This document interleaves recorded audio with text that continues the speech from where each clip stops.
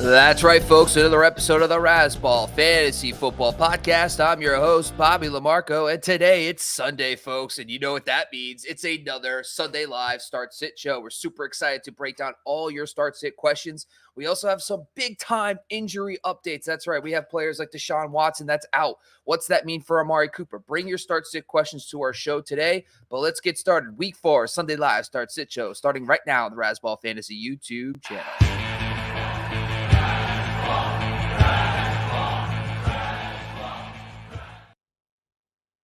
And as always, we have Skye Gawasko. You can follow him at Skye Gawasko on Twitter. What's going on, Skye? Good morning, everybody. Already got a half of football in for the London game, so amped up and ready to go. And week 4 is on our way. It's very important to recap the entire first 4 weeks of the season, see where we went wrong, see where we can improve.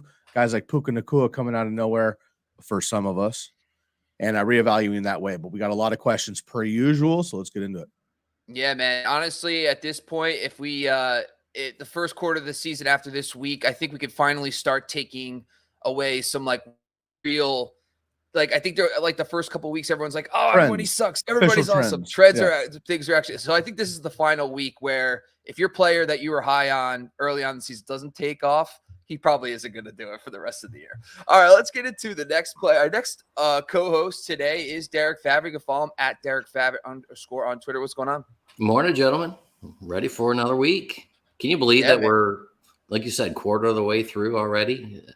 Football takes forever to get here and goes through fast. Yeah, no, it's super lame because we only have 3 more of these in the regular season and then another one for the postseason. So I'm already kind of bummed. Yeah. All right. Well, this is just taking a trip to Negative Channel. Let's bring in Matthew Styles. Hopefully, Matt brings some excitement and positivity to the podcast. What's going on, Matt? You can follow Matt Styles 08. Ritter is trash. Let's get to it. Oh, man. Just hot take. If Taylor Heineke was the starting quarterback, they would be a playoff team. I understand Taylor Heineke is not a player that's going to elevate talent and become a really good Super Bowl winning quarterback. But if you have a top 10 run game and a top 10 defense, Taylor Heineke will get you to the playoffs and give you a chance to win every game. Desmond Ritter is giving away the game. You can't give away the game. That's the problem. He's almost an Arizona State. Skye will love this analogy. He appears to be an Arizona State college basketball player. Okay, yeah. All right. Well, basketball. Shaving points to win championships? Shaving points. Okay. All right. Let's get moving. So anyway, Skye, you're going to take us off, man. We're going to jump into some of the questions here, obviously. And make sure you guys go check out Twitter. We got a bunch of polls up. So if you guys want to just be a part of the show, you want to answer some of the start-sit questions yourself, jump onto Twitter as well. We have been posting polls all morning long. Skye, but let's get into it, man. Yeah, let's jump into it here. We want to make sure that everybody is following us everywhere. Of course, for Razzball Fantasy NFL. And, of course, you can make sure to hit the bell and subscribe here. Catch us every single week. And if you don't for some reason and you only tune in on Sunday mornings, we much appreciate it. However, we do this all week long. So make sure to tune into the YouTube channel every single day. Also, though, we repurpose our episodes, except for this one because it's so long and irrelevant after today. But make sure to download the podcast as well when you're on the go. Razzball Fantasy Football Podcast. All right, gentlemen, we got lots of questions here. We got a few pre-listener questions. I'm liking this model here. Folks getting ahead of us a day early to make sure they get their questions in early. Of course, we have a number of questions coming in from Colton per usual, which we appreciate, and everybody else starting to roll in. So let's get to some pre-listener questions. This one comes in from Jeff on Twitter. All right, pick 2, gentlemen. Derek, we'll start with you today. Derek, Matt, Bob. Here we go. Pick 2 to bench full PPR. Thank you for the format there. Kyron Williams, Brandon Ayuk, Josh Jacobs, James Conner, Joshua Kelly. Pick 2 to bench. So essentially we're starting 3. Yeah, so I'm going to come out swinging here and maybe go against the grain. I am benching Josh Jacobs for sure. I just don't like what he's been doing. I mean, I know the matchup is pretty good. If he's going to do anything, he's going to do it today. But I'm benching Jacobs and Connor out of this group. I'm playing Joshua Kelly. I'm not going to play Kelly after what he did to me for 2 straight weeks. So I'm sitting Josh Jacobs. So that's 2 for 2 on Jacobs. But you know what? I'm sitting. Yeah, it's Jacobs and Kelly. I'm sitting the Joshuas today.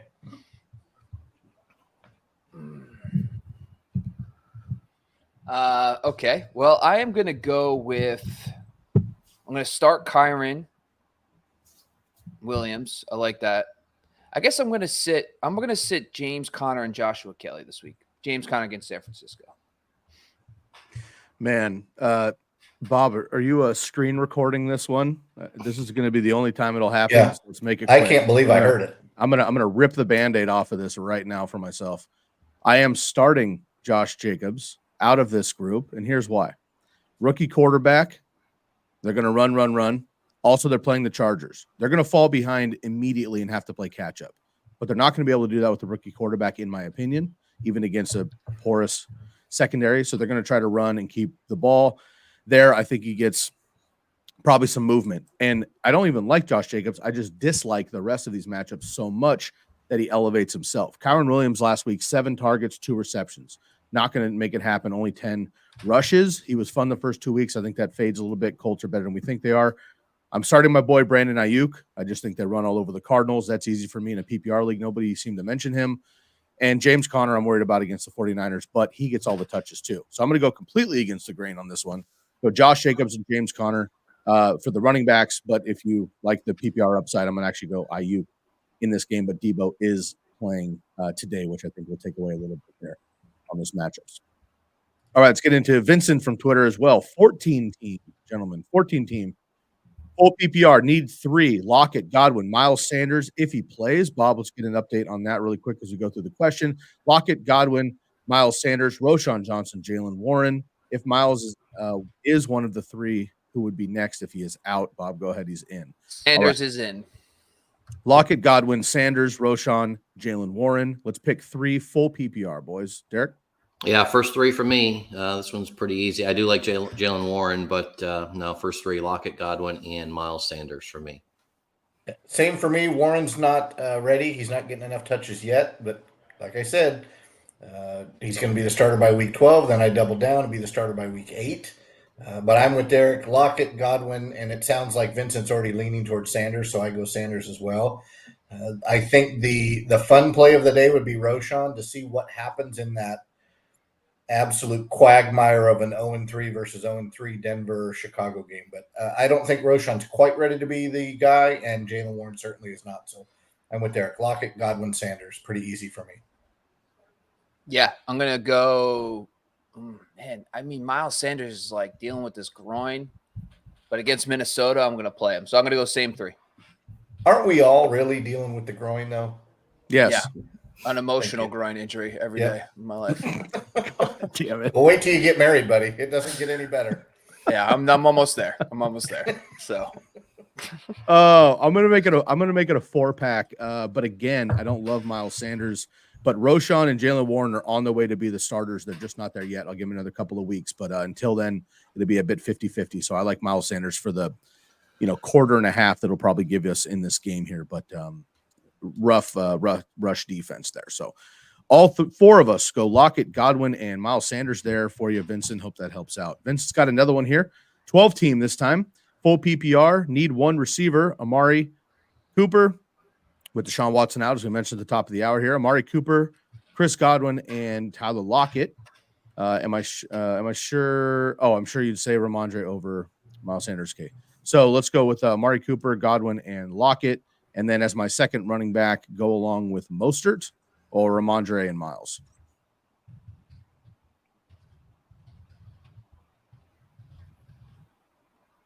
Derek, who you got? Oh, sorry. I didn't hear you. My bad. So, yeah, for the wide receiver, Lockett for me. I like the matchup against the Giants on Monday night. Expected point total 47, one of the higher ones of the week. I think Lockett gets a little eating there. And I'd stick with Ramondre over Miles just for the reason that we talked about. I know there's a revenge game narrative going on there, which I'm sure Matt's going to talk about, but I'm sticking with Ramondre over Miles. Yeah, I'm not a revenge guy. I think that that's all just happenstance, fake analyst chatter. So I'm not even going to address the revenge game crap. But I hear you. Normally I would. I'm normally that guy. I kind of dig the backup quarterback for Cleveland, but I don't know that that means I trust him to be really good on his first week of starting. But I think of the three, Amari Cooper has presented himself as the best wide receiver so far to date. But I'm probably shying away with the rookie quarterback. I like Godwin, but I don't like Godwin or Evans a lot versus the Saints.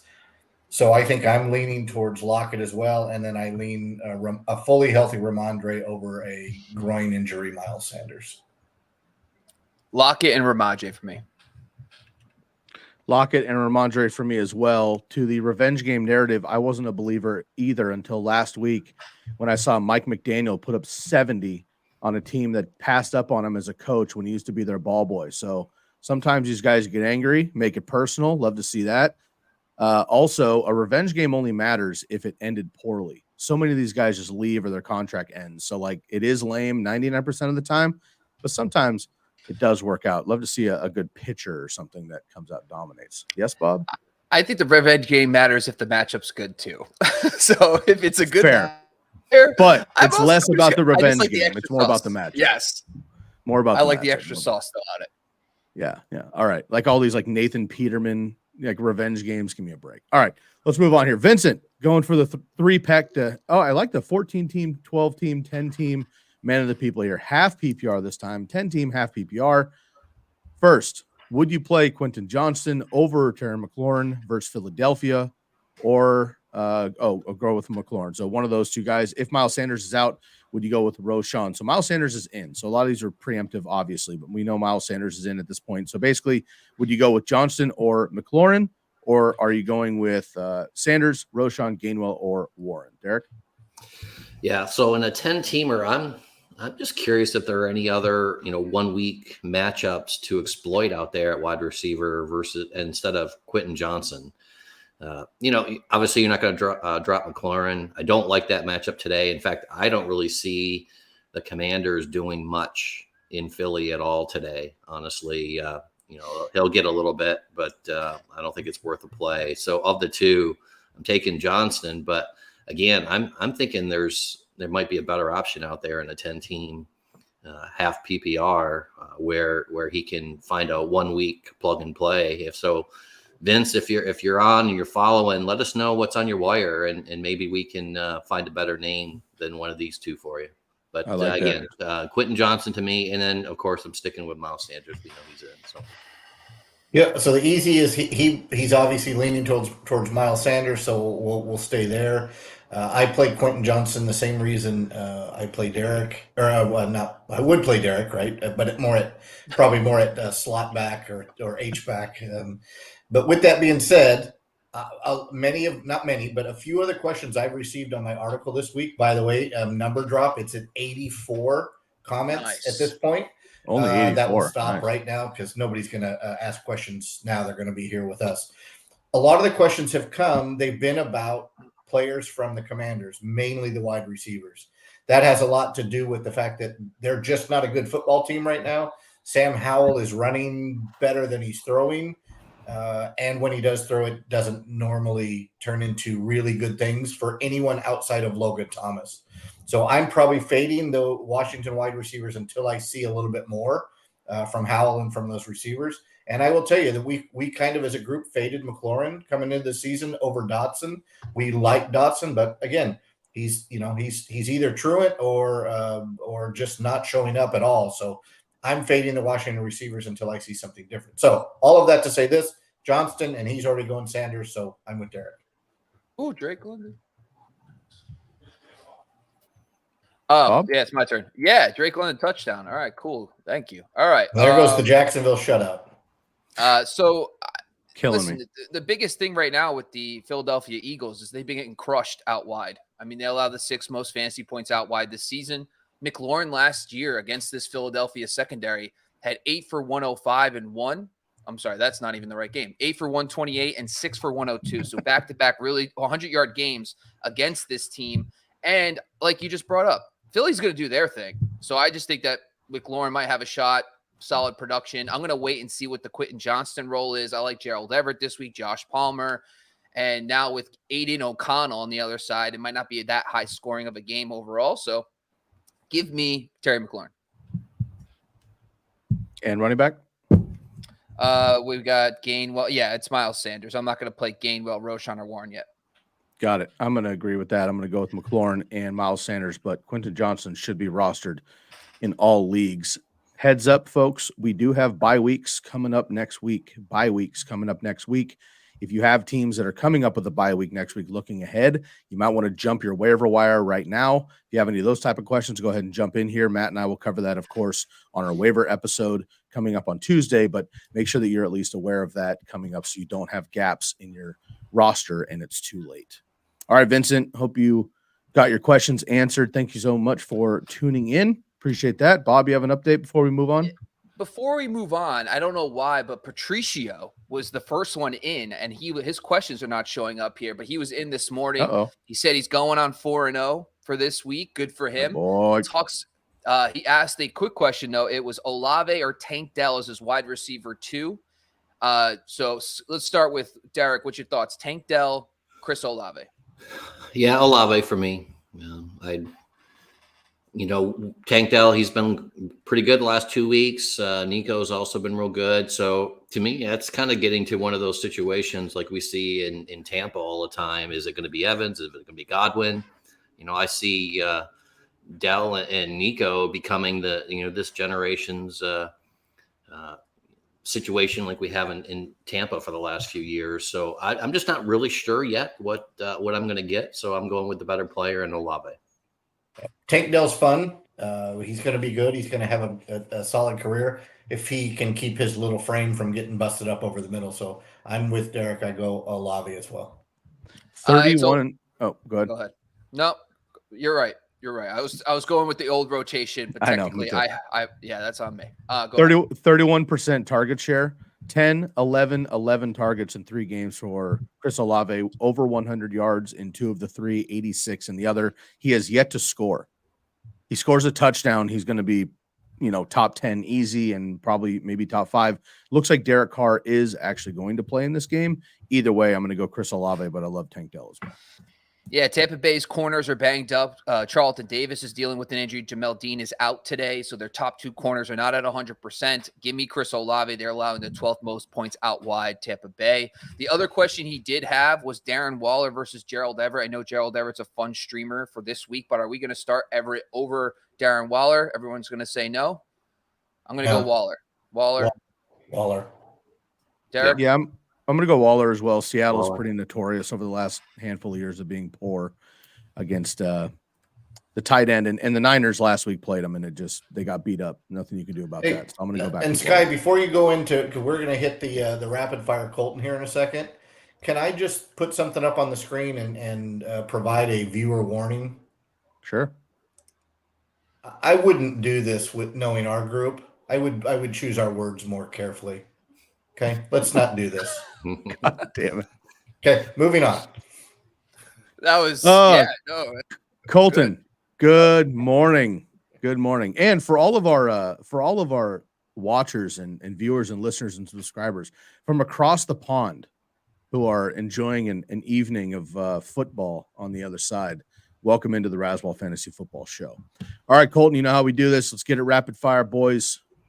Stretch up a little bit. Here we go. Rock and roll, League One, quarterback position. We'll go Derek, Matt, Bob, myself, Dak Prescott, Mac Jones, Rocket.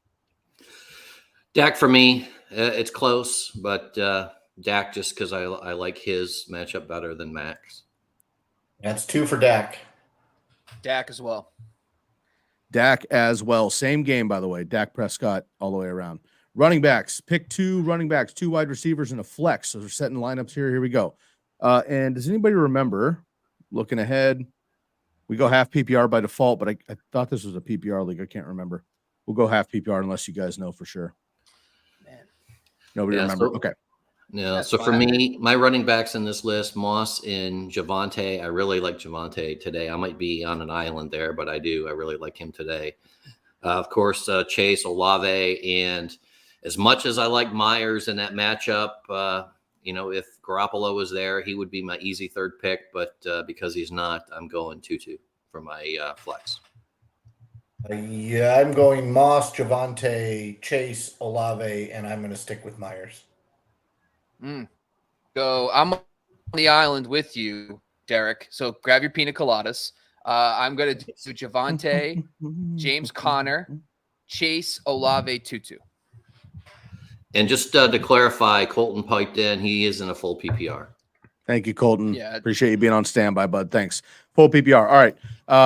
I don't like running backs against the Niners, so I'm going to sit James Conner. I'm going to sit Jacoby Myers, although I like his workload, but again, rookie quarterback. So I'm going to go Moss, Javonte, Chase, Olave are automatic, and I'll go Atwell as well.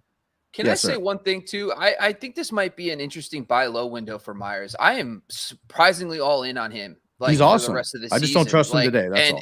If he has a weird day today, like with O'Connell, like I would go get him in a package deal and just kind of make him like, oh yeah, and throw in Jacoby Myers for this deal and see what happens, because I think he's gonna be really good this season. Yeah, honestly, he may just be dropped because he's not a popular name. He hasn't been through his career in New England, so I don't see him being a big name anyway. And and we expect the Raiders to be throwing. They're going to be in situations all year where they're going to be throwing. So yeah, I agree, fully agree. Yep. And I love saying but the number one, Devontae Adams, would get double covered. It obviously doesn't matter. So he's going to have to get his own targets because Tay is absolutely elite. All right, Zach Ertz, Gerald Everett. I think this is a question from 2018, but let's answer it anyway. Gerald Everett, Zach Ertz. Derek, who you got? Everett for me. Everett. Yeah, can't start the tight end versus the 49ers either. I agree, Gerald Everett. All right, kicker question. We go straight up to the top box here. We'll go in Dr. Fado up there. Santos, Sanders, Boswell, Joseph, Fairbairn, Maher. Who we got, Bob? The number one kicker on the week is Jason Myers. Slam dunk. Love it. Every second of it. Dunk. Jake Elliott would be 2, and then Brett Maher, who's on this list, is number 3 in my rankings. Man, who was number 1 last week for you? Loved it. Give me those double digits, baby. Man, fading Jake Moody. Can't handle it. All right, here we go. Defense, Broncos, Bears, Seahawks, Chargers, Vikings, Rams. Lots of options. Obviously, we're streaming defenses per usual. Derek, what do you think? Yeah, so I'm going to stay on my island, and I might, again, Bobby, maybe you'll join me, but I'm taking the Broncos versus the Bears. God. After that destruction last week. Never Fields, huh? For 2 reasons, pride and the fact that they're playing the Bears. So I'm taking the Broncos out of this list. If there's negative points in your league for defense, I might go without one this week. But with so you've got Daniel Jones, who I have as a bounce back for the week on Monday Night Football. So that means I'm probably not leaning towards Seattle. I don't think you can start Denver, Chicago, the Chargers, or the Vikings at this point, period. So, and I'm not going to start the Rams because they're old and beaten up. But who's the best player on the field on defense? It's either Bosa or Aaron Donald. So I would probably flip a coin between those two. It's not going to be the Chargers because they've just given up the farm. So I would begrudgingly start the Rams. Bosa is out today. Then it's the Rams for me. And I hate it, but it is what it is. Yeah, if I could ever become unblurry. If you could accept my takes blurry, that's true fandom right there. I got to agree. Puddle of mud? Anybody? Puddle of mud? Yeah. Sorry. Okay, go ahead. Nice. Sorry, go ahead. I would say, I guess the Rams maybe. I honestly I agree that I would probably be concerned about all these options, but I'm going to go Rams. Yeah, hate them all. Broncos though. Right now it's never Fields. But also, I mean, of all of these teams, I have my defensive rankings in front of me. The top team of all these teams is the Broncos, and they're rated at 9. So if there's any chance the Saints, Steelers, Browns, Ravens, any of those guys are on the waiver, go scoop them instead. Jacksonville, perfect. There's a great start from 3 hours ago. All right, League 2, here we go. Justin Fields, Dak Prescott. Let's make it quick. Derek? Yeah, Fields for me. If he's going to do it, he's going to do it this week. So Fields for me. Contractually, I can't say Fields, right? I'm obligated to not say his name. So I won't go with Dak. Justin Fields. Deal. Yeah, I'm gonna go Justin Fields as well. I do like the Broncos defense overall with maybe some turnovers. He takes a lot of sacks, but Dak Prescott, I think, is going to get shellacked a little bit by New England today. So I agree. Fields. All right, running back here. Running back, 2 wide receivers, same thing. We'll set the lineup here. You see all the names on the board. Derek, go ahead. Yeah, I think the popular play is going to be Breida, but I'm going to roll with Jaylen Warren here. He's not the starter, I know, but he's of the 3. I think he's the best player / matchup combination. I think it's Jaylen Warren, so I'm going to give him a try here for my running back. 2 receivers, Hill and Allen, and then Olave is my flex, based on what we mentioned about Myers before. So for me, for running back, when all else fails, right, when you don't have a great group of names, I go with volume. And for me, that means James Conner, because I don't know that Warren's is still there yet for all of the volume. Do we have a Saquon update? Last I heard he was questionable. Has he been ruled out, or is he game time? Doubtful. He's out. Doubtful. Then give me Breida over Connor, and the other part is easy. And let me say this for Colton: I don't think you need a running back when you start Tyreek, Olave, and Keenan Allen. I'm not sure that you just need somebody that's going to play. And so give me some checkdowns for Breida, 10 or 12 rushes, and I think that's enough for you to win that matchup with Tyreek and Olave and Keenan bringing probably 20-plus fantasy points in a PPR each. Yeah, Connor, easy for me on this one. The Seattle run defense is one of only 3 teams in the NFL that allows under 3 yards per carry. Like, they just have these touchdowns scored against it because their pass defense is bad. So I'm going to go James Conner, Hill, Olave, Keenan Allen.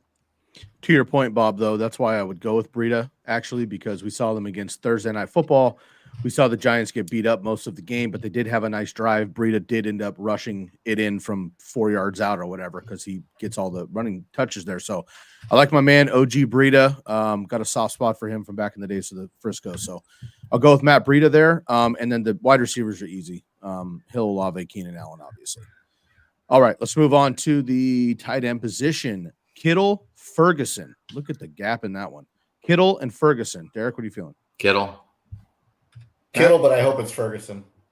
Ooh, yikes. That was a low blow. No, we're playing against Kittle. That's why. Oh, I thought that was personal. Jeez. No, nothing personal. Okay, good. Nothing personal yet. Right. Bob? Kittle for me. Kittle. Yeah, big game for Kittle. Debo is not 100%. Ayuk's more of a man versus zone guy. Arizona plays zone. Kittle up the middle. He destroys the Cardinals. The Cardinals are bad against tight end. Big day for Kittle. Kicker. There we go. Moody at the top. I'm throwing Moody in the ring there. Moody, Dicker, Santos, Gay, Sanders, and Maher. I think we already talked about this. Looks like Jason Sanders at the top of the list, but Bob, I'll go back to you. It's Brett Maher, Matt Gay, and also Jake Moody are in my top 7. So all 3 of those guys are great, but I would go Brett Maher in the dome. Yeah, we kind of naysay the kicker thing. I play in all leagues with kickers. I'm not a kicker hater personally, but we go to you for those kind of questions. Can you give us a 30-second wrap of just like general, when you're looking at rankings, what moves guys ahead of others? What are you looking for with a kicker matchup specifically? Because look, whether they're the laughingstock of fantasy or not, it doesn't matter. When you have a guy like Matt Gay last week who had 24 fantasy points, folks, it moves the needle significantly. You can also have a guy who misses 2 kicks and he's got -4 fantasy points. Massive swing there as well. So, Bob, what are you looking for just off the rip? Well, I use offensive drive stats and basically look at how many field goals per drive a defense and offense has per each week, and then I factor that into the matchup. For me, what I really like is high-powered offense that struggle in the red zone, because you want teams that move the football, but you don't want them to score touchdowns all the time. So teams like that are really good. Like the teams like Geno Smith has been struggling a little bit. We saw Jason Myers have a big week. Dak Prescott has his moments, struggles in the red zone. I mean, Brock Purdy's been pretty good, but he's consistently gotten down to the field, and he's like 50-50 down there. And that's why Jake Moody gets 2 field goals each week and then a couple touchdown extra points. So that's really what I look at, but it's really just offensive drive stats and just understanding which defenses are tighten up in the red zone and which offenses are bad in the red zone, and then who have the most offensive drives, and that's how I get my metric each week. Love it. Jake Moody, 3 field goals each week and 3 extra points, folks. Good for 12 to 14 fantasy points. That's pretty consistent. Let's move on to the DSTs here. Seahawks, Chargers, Bengals, Ravens, Texans, Vikings. Derek? Yeah, Ravens stand out to me. Deshaun's out this week. Not that he's been really lighting it up. Rookie running back, divisional game. These two teams, just generally don't like each other. So it just brings it up a notch. I think the Ravens defense holds. So I'll go Ravens. Yeah, I'm Ravens too. No Nick Chubb, obviously. We're down to the rookie second string quarterback. If you don't feel comfortable with Baltimore, I would flex to the Houston Texans. Ooh. Ravens. Texans versus Pitt. I like that. Yeah, I'm going to go Ravens as well. I just mentioned earlier that they would be someone I'm looking at over the Broncos. They're my highest ranked out of this group here. League 3, here we go. And we see everybody else starting to chime in. So Leon, appreciate you. Zach, Patricio coming in hot. Gary as well. We see all of you at the bottom here. We are going to get to your questions in just a few minutes. Thank you so much for tuning in with us this morning. Hope you're enjoying some football across the pond. And we will get to you in just a few minutes. We appreciate you. All right, League 3, here we go. Fields, Brock Purdy. Derek? Fields. Again, I go back to my contract. We've all seen it. Bob has signed it, approved it. Gray has co-signed it. I will not start Brock Purdy. However, Brock Purdy does what he does every single week. So take it with a grain of salt, but I'm not starting Purdy. Fields. I'm going to go Brock Purdy. Big game. I know it's a homer pick anytime I pick a Niner, but I feel like I'm pretty level. I just don't trust Fields yet. And yes, he might run for 100 yards, blah, blah, blah. Last year, we had a book it, 100 yards, yada, yada. They had 39 yards in the first half. Yes, the Chiefs are good, but the Broncos are not that bad either. So I just don't believe it yet. I'm going to go Brock Purdy. I'll take my 2 touchdowns and 250 yards for 20 points. Running back to, okay, a little bit different here. 1 running back, 2 flex. Williams brothers, Robinson, Josh Kelly, T. Higgins, Tutu Atwell. Derek? Yeah, so I'm assuming based on what Colton told us before, this is still a PPR.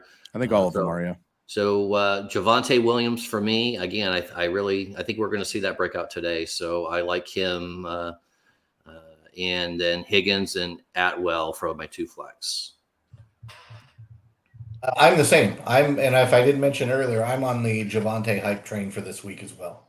And by the way, if it doesn't happen with Javonte this week, as I've said about the quarterback from Chicago, it may not happen ever. I agree with the starts, and I disagree with that take because Javonte's coming off an ACL. So, we got kind of assumed he was going to take some time to get up to full speed.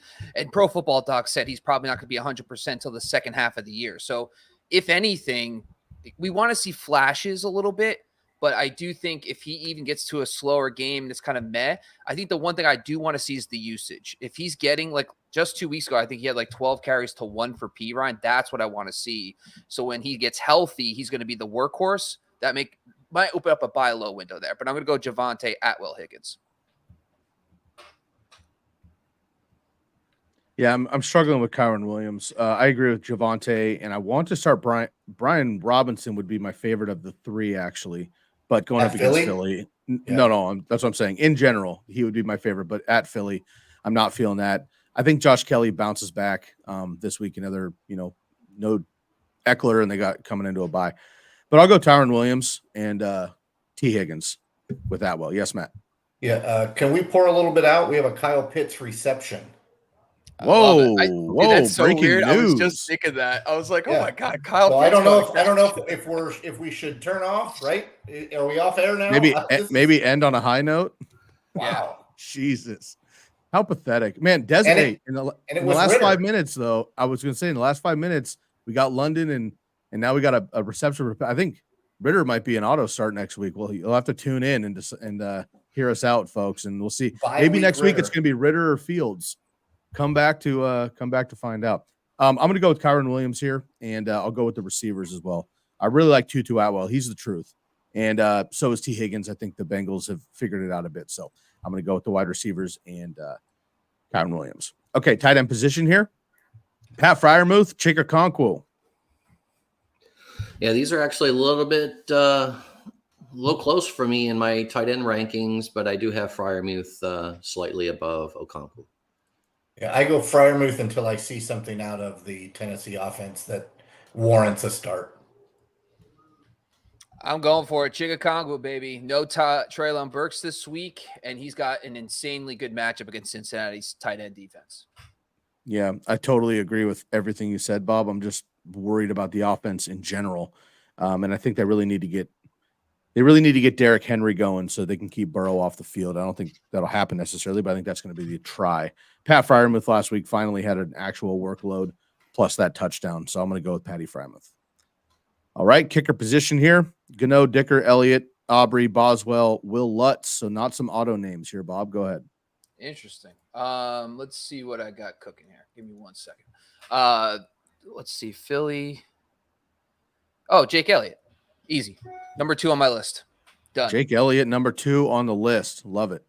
All right, let's move it here to DSTs. Browns, Saints, Bengals, Vikings, Texans, Bucks. Derek? Browns for me. I mean, they are a brick wall against running backs. The Ravens are down a couple receivers. And, the Browns just generally are limiting points and total yards. So until something changes there, although I do like, Jackson, I mean, you can't downgrade that. But of this list, I like the Browns. Yeah, I'm going with the Browns as well. In fact, Derek and I are going so far with the Browns defense that we are sitting Zay Flowers, the target machine, this week. We don't love it, but I think it's the appropriate thing to do. So give me Myles Garrett, and I think Lamar is still an auto start. You don't start somebody over him unless you have a really significant quarterback too. But I think Lamar is almost matchup proof at this point because of his running ability and Mark Andrews. I take the Browns all day today. Browns as well. I totally agree. And that secondary also is the truth, folks. They've pretty much shut down everybody they've worked with there. So the Ravens are down in this one. And even without Deshaun, this is probably going to be an ugly game. And for some reason, the Ravens don't dominate the way that they should. So this might be a close one there. Okay. Hoping for a good day of football. Colton, we are as well. Thank you again so much for jumping in here. And just a couple of commentary notes from Colton we'll blast through here. And then Nathan will get to you here in just a second. Tua is so freaking good. I think we can all confirm that is true. Also true, Ritter is garbage. So 2 for 2 on that one. Injury status, Debo and Justice Hill. Bob, I think we should maybe just get into a injury report around 9 Pacific. That would be noon Eastern. Do we have an update though on Debo and Justice Hill? Last I heard, Debo is playing. Justice Hill was trending in that direction as well. Is that correct? That is correct. Both are in. Okay. So we're going to save our entire, we like to get as much information as possible, folks. If you have individual questions, individual players you're concerned about, please drop them in the chat and we'll get to them as we go. But basically the NFL releases all the information a certain time before kickoffs for each round. And so Bob literally has to kind of wait on a number of information before we get that full lineup. But that will be at 12 o'clock Eastern time, 9 o'clock Pacific. So stick with us for the next half hour or so, and we will get you a full breakdown of all of our injuries. Otherwise, go ahead and throw them in the chat here. Okay. Waterboy from Razzball.com. Love this. This is a question. Of course, all of us are writing articles all week long on football.razzball.com. You can catch all those articles for free. As you heard earlier, Styles is up to a cool Antonio Brown worth of comments. Okay. 84 comments, right, on this week's lineup decisions. Make sure you go and check those out. I'm also doing trade articles. Derek's doing the top 5s. He's also maybe looking into some DFS stuff. Bob's got all of his kicker analysis, and we have sit analysis plus the slot versus wide tools. All of these are available on football.razzball.com. Check it out. Waterboy wants to know here, are we sitting Mike Evans versus Lattimore? The other options would be Dotson, Brandon Cooks, or Jordan Addison. So you're looking at a clear number 2 on their team versus the stud Mike Evans. But if you've been around fantasy football for the last 4 years, Evans and Lattimore have literally been kicked out of games and suspended for literally throwing punches at each other, fighting, throwing helmets, and all this kind of stuff over the years. So are we going to see that again here? Evans or Dotson, Brandon Cooks, or Addison? Derek, we'll go with you. Yeah, and just before I do that, we see that Waterboy is joining us today. He's down here at the bottom, so welcome. Thanks for joining us, Waterboy. For me, I'm going to go with Evans, the better player. I realize that there's some risk there, but I'm going to stick with Evans in this group. I don't really care for the other matchups we talked about. If I was going to shift, I would shift to Addison, though. That he would be my number 2 pick there, but I'm going to go with Evans. Again, for me, shout out to Waterboy. He asks questions every week on my article, so it's good to see him here on the live show. I've been plugging the readers to try to get them to check in here, and undoubtedly they miss something when they send their questions early in the week, so it's good to see Waterboy here. I'm completely with Derek on this one. Mike Evans is the best player of the list, but if I was to move off of Evans, it would be to Addison. And I will tell you, if you're not watching this this Falcons offense, it's turned into the Bijan Robinson show, which I don't know why it's taken 3.5 plus weeks to get there. And there's also an Evan Ingram sighting that is now trumping our Kyle Pitts sighting. So, Bob, over to you. More than happy to provide the weather every time it comes to me. Weather being what's happening in the football game in London. Oh, and by the way, I forgot to say, cheerio to my mates. Awesome. Cheerio. Cheerio indeed. So for me, I think this is kind of my thought process is like Mike Evans is probably going to get you 9-10 fantasy points. And I think that's fine. That's historically where he's landed against Lattimore. Now, if I feel like I need an upside play, though, and I'm like playing the number 1 team in my league, I'll throw in Jahan Dotson and hope that he goes off against a struggling Eagles secondary, knowing that game could be higher scoring. So my safe play is Mike Evans. You just take the 10 points. He's probably going to get you in PPR. But if you feel like you need an extra punch at wide receiver 3, go Jahan Dotson against the Eagles. Yeah, I agree with everything Bob said, but I'm going to flip the names and agree with Addison over Dodson. Addison is playing. He's getting route share. He's getting targets per route run. He's getting air yard share. All of his numbers and his metrics are actually like as a number 1 wide receiver. He just isn't going to be the number 1 because of Justin Jefferson. So for me, it's not close. If there's a second best player on this list, it's Addison by far for me. I do like the matchup against Philly, but I like the offense right now with Kirk Cousins. So I'm going to go Addison just straight up over Mike Evans. I've had Mike Evans for years. I love the guy personally and his story and all that, whatever. He's been on my teams for years. And this matchup kills me every single year because I don't sit him. I got to get over that kind of stuff. Addison, I think, could have a big game there. So I like the upside.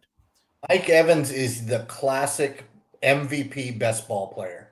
Absolutely. Well, Tyreek Hill, but then Mike Evans. He gives you 3 200-yard games a year, and you run away with your best ball league. Yeah. Now, that being said, these guys play each other twice a year. So if Mike Evans comes out, and maybe I'll sit him personally, I'm going to sit him, right? I don't want to deal with it. I've been burned in the past, whatever. I'm looking for 15 to 20 fantasy points in PPR, not 9. So say Evans catches a touchdown, he gets his 6 receptions for 60 yards. That's a nice turnout. If he can do that and not get thrown out of the game, next time these guys play, he's an auto start for me because I know he can play. But Marshall Lattimore's in midseason form right now, and I'm just concerned about it. And Baker Mayfield, I just don't trust still. I know. Shots fired. All right, let's get into Gary's question here. It's a chunky one. I'll get through it best I can. 12-team PPR league that starts a quarterback, a defense, and then has any combination of 6 flex players. First of all, I love the alternate formats. I'm in a league which is a 3-quarterback league. The rest are flex positions. It's wacky, it's crazy, but it's super fun and original. So, Gary, I like this. Let's take some time to work through this one here.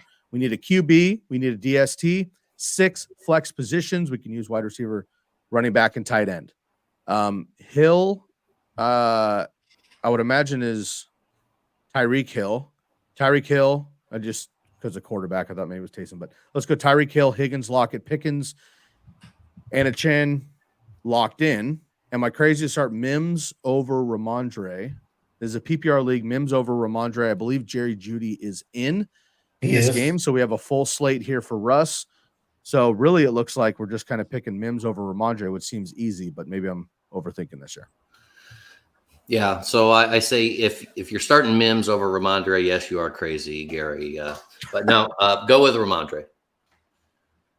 I don't think you're crazy. considering that the Bears are atrocious, and now they're down 2 starting defensive backs. And you're not crazy because it's your team. So you're saying, am I crazy to start? No, you're not. I would prefer to play against you if you play Mims. So the right play is Ramondre. Well, and let me just add, Matt, Mims has 9 targets on the year. So he's averaging 3 targets per game, which, doesn't. So is Ramondre. Yeah. Well, I mean, but it doesn't, all the things you say, I agree. I think that's a really good matchup for him. And if Judy was out, then, that would make a difference for me. But again, Ramondre, he's going to get the workload. To me, I just can't take the chance on Mims getting another 3 targets and, finishing, 2 for 25. Yeah, you need a 60-yard touchdown to justify Mims. And by the way, Evan Ingram is collecting Pro Bowl votes right now. No, of course. Nice. We knew that was coming because everybody read my trade article 2 weeks ago when I asked everyone to go ahead and trade for him. But I may have been live with that discussion. Nice. Love that. Bob? It's a slam. Stevenson's a start. I even have him in DFS this week. How you beat the Cowboys is you run the football. They are the number 3 which run funnel defense according to my metric, and they're a top 10 matchup according to our adjusted line yards metric. Stevenson is all in. Get him in your lineup. He's an auto start. You run to win the game. Exactly. Is that a Herm Edwards B-side? I got you, man. Guy is batting 1,000 with me this morning. No. You play to win the game. Yeah, play to win the game. That's Singletary was can't win with him. Can't coach him. Can't do it. Yeah. Bob, remember? I think we went over this, and I know it's early for us on the Pacific, but remember we don't talk about that era of San Francisco football. Do you remember that? Fun. Like we just don't really bring up the early 2000s ever on this program, but just a warning there. Gary wants to chime in with a little bit here. So is this the week where we can finally see Fields kick it into gear like we saw after the first few subpar weeks last year? Or, should I fade him for the promising Geno matchup? I'll mention it. I've been mentioning it all week in my article and on our episode previously.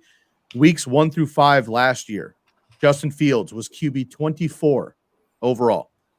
Week 6 through 18, he missed 2 games, and he was QB3 per game, right? So it can happen in the second half there. So it is a legitimate question. We're bashing Fields now because we can. But this kid's legit. The coaching and whatever is obviously off. We'll see what happens. Derek, are you sticking with Fields or are you going to play Geno in the matchup? Yeah, sticking with Fields. I just, we've seen this play before, and if we're going to see it again, which, it makes some sense, we're going to see the start of it today. So I'm sticking with Fields. All right, I'll say it. My article says drop Fields, lose your league. So I have to get behind that somewhat. Yeah, I like Geno, but you're not going to start Geno Smith over Justin Fields against the Denver Broncos. Bob? Or you are, and I'm happy to play against you. What worries me is that after the stretch down, it's not just bad play. They are literally making him drop back, straight dropbacks, 5 to 7 drop. Terrible. I got into multiple arguments with people on Twitter about this. Like, they're like, oh, they're taking away the bootleg. I'm like, they're not even calling the bootleg. Like, I can understand if he bootlegs and he gets crushed 3 times. They're like, well, we can't do that anymore. They're not even calling the plays in the first quarter. The first 15 that is scripted in the NFL game should be bootlegs, RPOs, play action, everything. They don't even do that. If you just look at all those metrics across the board, they're all down. His designed runs are down. Scrambles are down. RPO plays are down. Everything's down. Why would they be doing that? I don't, it just, maybe something will click after this time. Listen, Justin Fields is the play. I'm saying that. I'm very happy that you picked up Geno. I recommend every Justin Fields owner is you go out and you get a Brock Purdy, an Anthony Richardson, another guy who could be a starter down the stretch, because it's not Justin Fields that worries me so much. It's just like they're not even playing to his strengths, and that scares me. So have a second option. Geno's a great second option, but Justin Fields, this is the week. If you don't see him running around and playing the way he should play, we should all just fade him rest of season, because they're going to make him a drop back quarterback. It's never going to turn around. Yeah, until they fire the coaching staff. I mean, you can say You can say what you want. There's a lot of people who are like, there's no chances to coaching. He's got to adapt his field, blah, blah. There's other people who are like, well, the best coaches in the league adapt to the player that they have and use the skill sets. No matter what, they're off. It doesn't matter who's right or who's wrong in this. They're off, and it looks bad, and it isn't getting better. And guys like DJ Moore, Khalil Herbert, Rashawn Johnson, these other Darnell Mooney, we all loved last year. We haven't even heard from him this year. Chase Claypool is not what he was supposed to be, obviously, but you saw in his little presser, it was like, hey, man, is the coaching holding you back? He was like, no. Like, I probably shouldn't say that, but clearly I'm a giant and I was successful in Pittsburgh and now I'm a joke. So it's a mess in Chicago here. Matt, I'm going to go directly to you on this one just very quickly. It's a recap of Thursday, but Gary's tuning in with another question here. Appreciate the insights and all the questions. We appreciate you, Gary. Thank you so much for tuning in with us. Miss Romeo Doubs. I benched him as well. Just I had some other options. Obviously, he goes off for the third week out of 4 there. Are we seeing the guys become a regular flex? And Christian Watson did come back and play. Jalen Reed played as well. Aaron Jones was in here. Is Romeo Doubs an auto start essentially, Matt? I don't think there's many players in the league that are auto starts. I like what Dobbs is doing. I like his snap count. I like his target share. I like his touchdowns. I like the fact that he's got good hands, runs good routes. I think right now, I'm not saying season long, but right now he's a better option than Christian Watson. But until Green Bay realizes that they actually roster and suit up Aaron Jones, and it goes back to what Bob said about the first 15 plays, this clown, Matt LaFleur, comes out in the post-game presser and says, we need to run the ball more. Hey, fuckhead, you're the one calling the plays. and you've got Aaron Jones is the best player on the field for those two teams. So are you speaking to a mirror, right? Is there somebody is Mike McCarthy somehow dialing in field goals on 3rd and 9 from the 15? I don't know. But if you think you need to run the ball more, I agree. If you don't know that you have Aaron Jones, give me a shout and I'll let you know that he wears 33, right? You can find him. He's the guy with the sombrero and the sunglasses. This is ridiculous.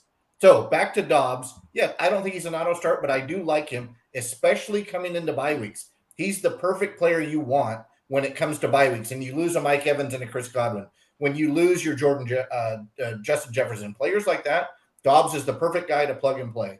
But until Green Bay figures this thing out and realizes that Jordan Love is a good NFL quarterback, but he needs some help from the running game. And by the way, maybe the A.J. Dillon experiment is over. Great quads, runs directly into the line. And if you watch the game, which I know you all did, and then I gotta take a break because I'm getting pissed off. Why is A.J. Dillon out wide? And Aaron Jones is on the bench. Aaron Jones can play out wide. He can be a receiver. I don't know. Just not. I'm done. All right. Administrative note to you, Skye. No more Packer questions for. Yeah, I was just. I thought possibly it'd be like Romeo Dobbs has looked great. Gary, I recommend you keep him rostered and play the matchups. Stoked to see the Packers get it done. And my bad. Pop quiz to the listeners and viewers. Which team does Matt root for on NFL Sundays? What team does Matt root for? Drop it in the comments and we'll see who's correct. Leon is with us here. Matt, we're going to give you a breather. Go ahead and take 2 in the penalty box if you'd like to. Get a little Gatorade, some Hennessy, whatever will get you back in the mode here. Standard League. I think Standard's the one without points, but just in case Leon there wants to boost up. Standard League need 1 wide receiver, 1 flex, Puka Nacua, Judy, Nico, and DePierce. Derek, we'll go with you. Yeah, so Standard League, I immediately looked for the running back options. Pierce is the only one there, and boy, that Texans against Pittsburgh the Texans front line is just really banged up. So I'm gonna X him out right away. So it's between the 3 wide receivers. I do like Judy. He's healthy at a full practice in. He's the number 1 target there. I do like Judy. And then I'm going to go with Nico. That matchup, Nico in 2 of the 3 games, he's averaging 10 targets. Again, I know this isn't a PPR or even a half PPR, but it's just the workload. And the Texans are going to have to throw the ball to do something for the reasons we just talked about with Pierce. So And I did include him in my 5 things to know as well, if you want to go check that out as an audible mention. So Judy and Nico for me. Maddie? Yeah, you went Judy and Nico? I know it's sacrilegious not to pick, Puka. No, but I think you're right. I think that Puka has a good match. I was just scrolling to look at the matchup because we have so many teams that I forget. At Colts.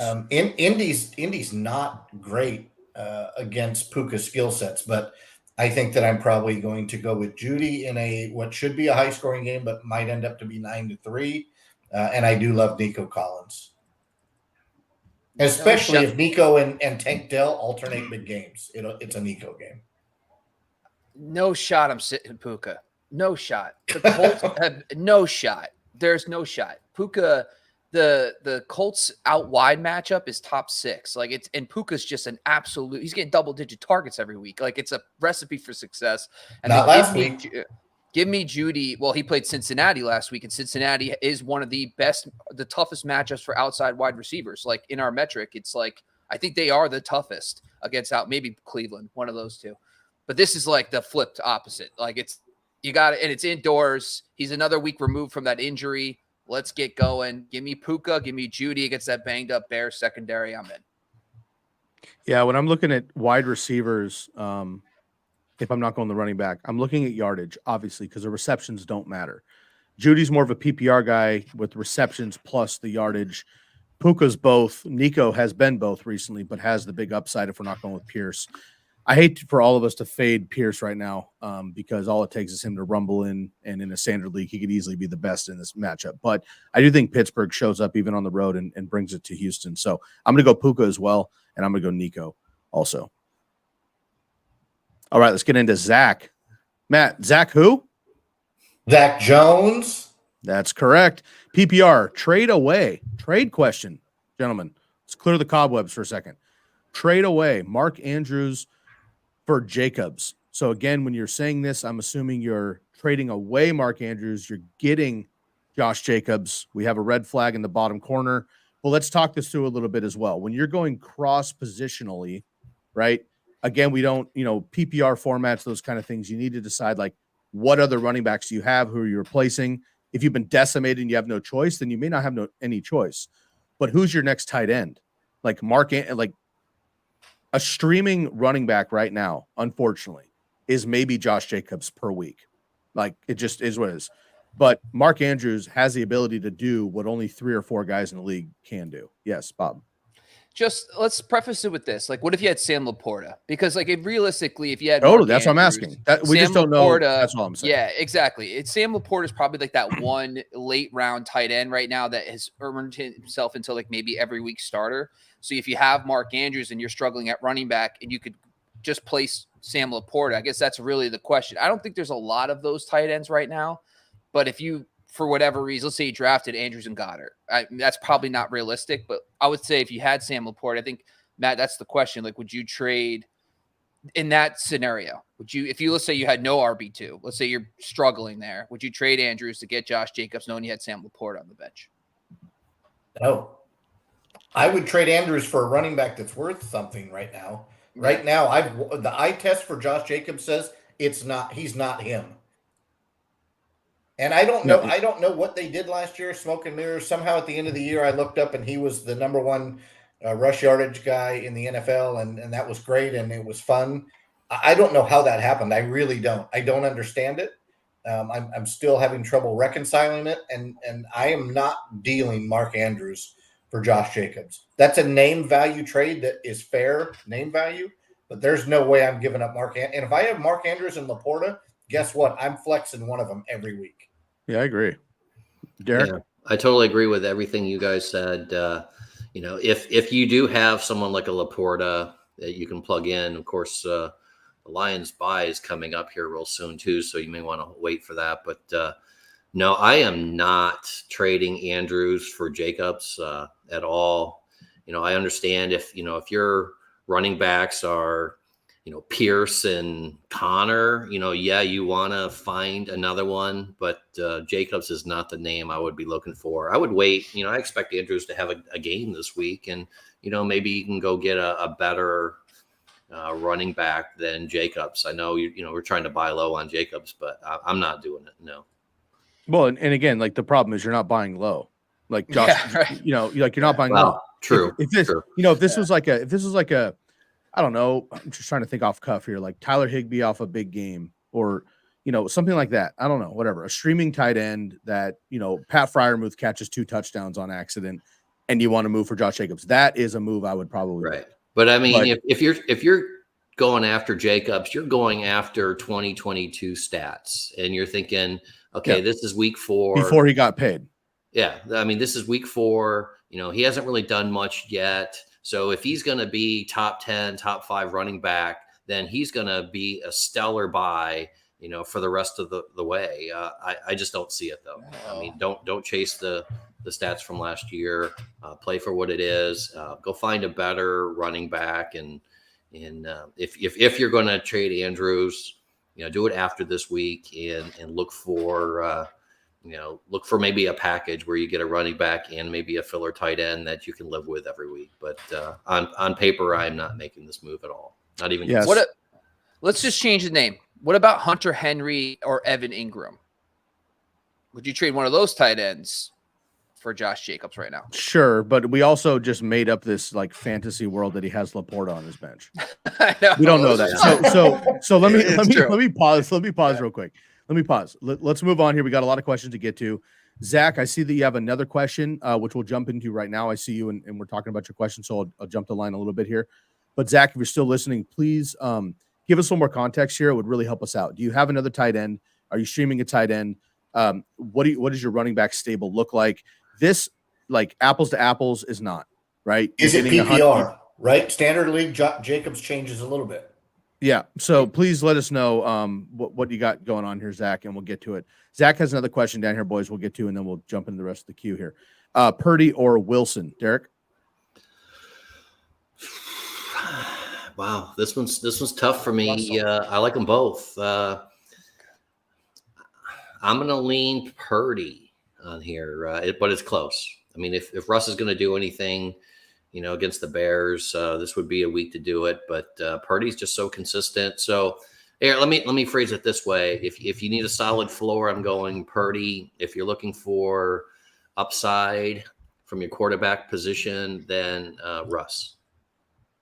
I'm probably doing copying what Derek said at the end. I prefer to start Purdy. I think he's the better floor option. I like him personally. I like him more than I like Russell Wilson.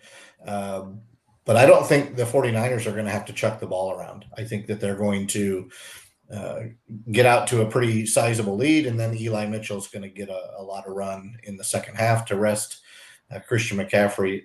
Now, I will say this in a vacuum. The Cardinals have been putting up points. So unless the Niners really play the Niners defense and take the Cardinals seriously and shut them down, it could be a Brock Purdy start. But I'm not sure I feel that way. I think it's Wilson chucking the ball all day against the Bears. Yeah, I'm going to go Purdy. I think it's just a safer bet. And I think Purdy's going to be fine. He's going to go like 225-2, and you're going to be totally fine with that floor. I think Russ has probably got that crazy upside, but I just think based on the matchup and everything going on, I think I would just feel safer with Purdy this week. Yeah, same. He's actually my start of the week when I went on ESPN New Jersey this week with my boy Mikey Gill. He's my start of the week, Brock Purdy. He's been on fire. He had one down week, but the only thing you're concerned about in a matchup like this for the 49ers is not that Brock Purdy plays not well. It's like Jared Goff on Thursday night. He didn't play not well. David Montgomery just went nuts. Christian McCaffrey could take 4 of these carries for 60 yards and dominate, which would concern me because then they don't need Brock Purdy to do anything. But let's hope those touchdowns and all that momentum comes early. So I also am going to go with Brock Purdy here for the floor. But yes, Russell Wilson, of course, could have the higher upside there. Okay, let's get into Patricio here. We'll move on a couple questions. And want to give everybody a 5-minute heads up. We have the injury report, which will take us about 10, 15 minutes. The rest of us will take a break. Bob will pop on the big screen, give everybody a breakdown of the entire injury report. Now, that's not just fantasy players. We're talking offensive line people. We're talking defensive matchups. We think outside the box here on Razzball. That's why you're tuning in with us. right now on the Razzball Fantasy Football YouTube show on a Sunday start sit. We're here every single Sunday, 2 hours before kickoff. So make sure you join us and tell a friend. But Bob will be in the hot seat here in about 5 minutes or so. So if you have any injury-specific questions, any concerns, you haven't seen a report, whatever, throw them in the chat real quick, and Bob will rally those up here in a few minutes. Patricio, appreciate that. An easier week for me to choose. Glad that you're doing well there. Any hot kicker picks, Bob? Right now, Jason Myers is the number one kicker for me this week. And by the way, if you play Prize Picks, his 1.5 field goals, love that over all day. So if you get Jason Myers, put him in. But Maher is actually my K3 this week. So it goes Myers, Elliott, Maher. So in that order. Excellent. All righty. Got a lot of chatter in here about Kyle Pitts actually having a reception. Love to see that. We're excited. We're keeping things positive. We're excited to see the kid flourish. It's awesome. It just sucks that it's like that. Like, we have to make a big deal about it being silly because he's not getting the actual work here. All right. JCW 1015. Start Mike Evans. It's a full PPR as he gets Lattimore. My other options are Dotson at Philly, Brandon Cooks in a revenge game versus the Patriots. Maybe he gets open with Gonzalez getting Lamb or Addison. By the way, my man Christian Gonzalez, who nobody cares about in fantasy football, I get it. But he's a duck, and he's really good. And he was the rookie defensive player of the month last month. So shout out to my boy Christian Gonzalez there. Yes, Bob? Just reacting to a play. Go ahead. Okay. All right. So Dotson, Cooks, Gonzalez, or I'm sorry, Addison, or Mike Evans here. What do you guys feel? Yeah, so I believe this was Waterboy's question from before, and we picked Evans, and I picked Evans and then Addison right after. So am I not putting it together that JCW is Waterboy? I just think it's a very similar question. Okay. Sorry. All right. Okay. So sorry. Say that again, Derek. Yeah, Evans for me. If I'm going to go off of Evans, it's going to be for Addison. Same. Bob?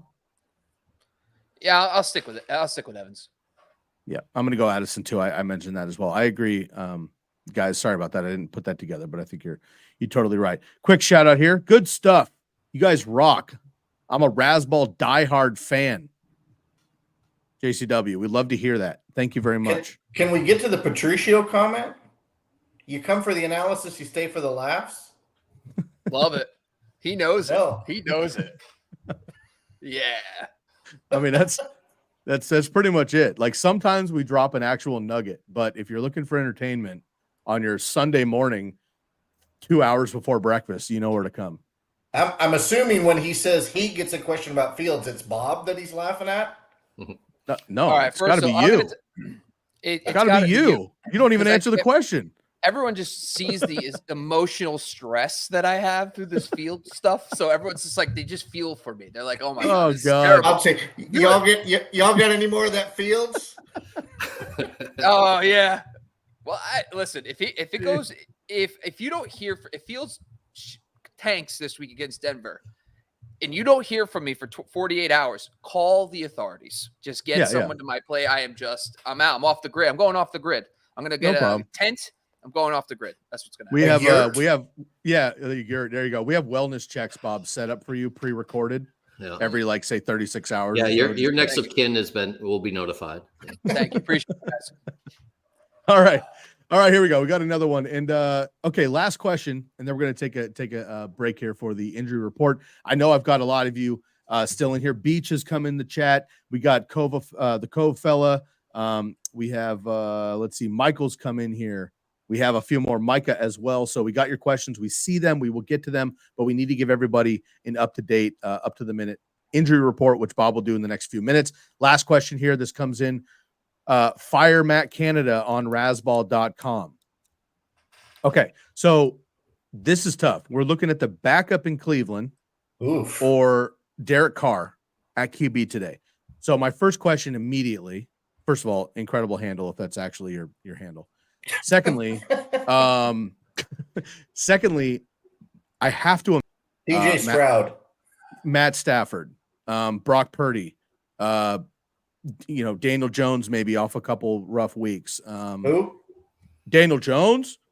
this is a little bit tough, but if we had to go with these two guys, and assuming Carr is 100% in plays, who are you guys going with? Standard scoring, to me, for a quarterback mention means 4-point passing touchdowns.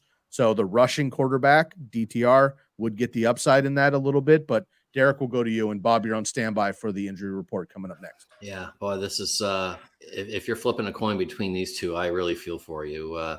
But of the two, I'm going with the rookie for two reasons. One, we really know the extent of his shoulder injury, for Carr, and then also, Kamara comes back this week, and so what a perfect time to give your quarterback's dinged up shoulder a break and just hand it off to the guy who's healthy. He's coming back, from suspension, not from an injury. So he's healthy.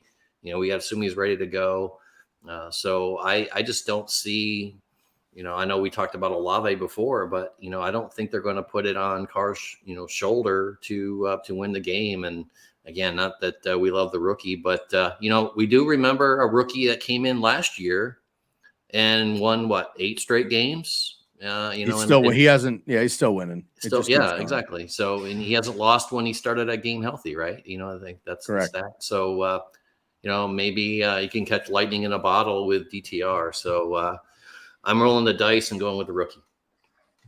Maddie? Yeah, I'm going with the rookie too, and I lean that way because there were actually Cleveland fans that were saying at the end of preseason, hey, maybe we've got something here where we don't need to deal with the noise surrounding Deshaun Watson, who looked brutal to start the season. So there might be something with this DTR kid. So give me him to the over Carr. Again, I'm with Derek. The shoulder issue for Carr, we don't know. I mean, as of last night when I went to bed, maybe a little bourbon in my system, you're welcome.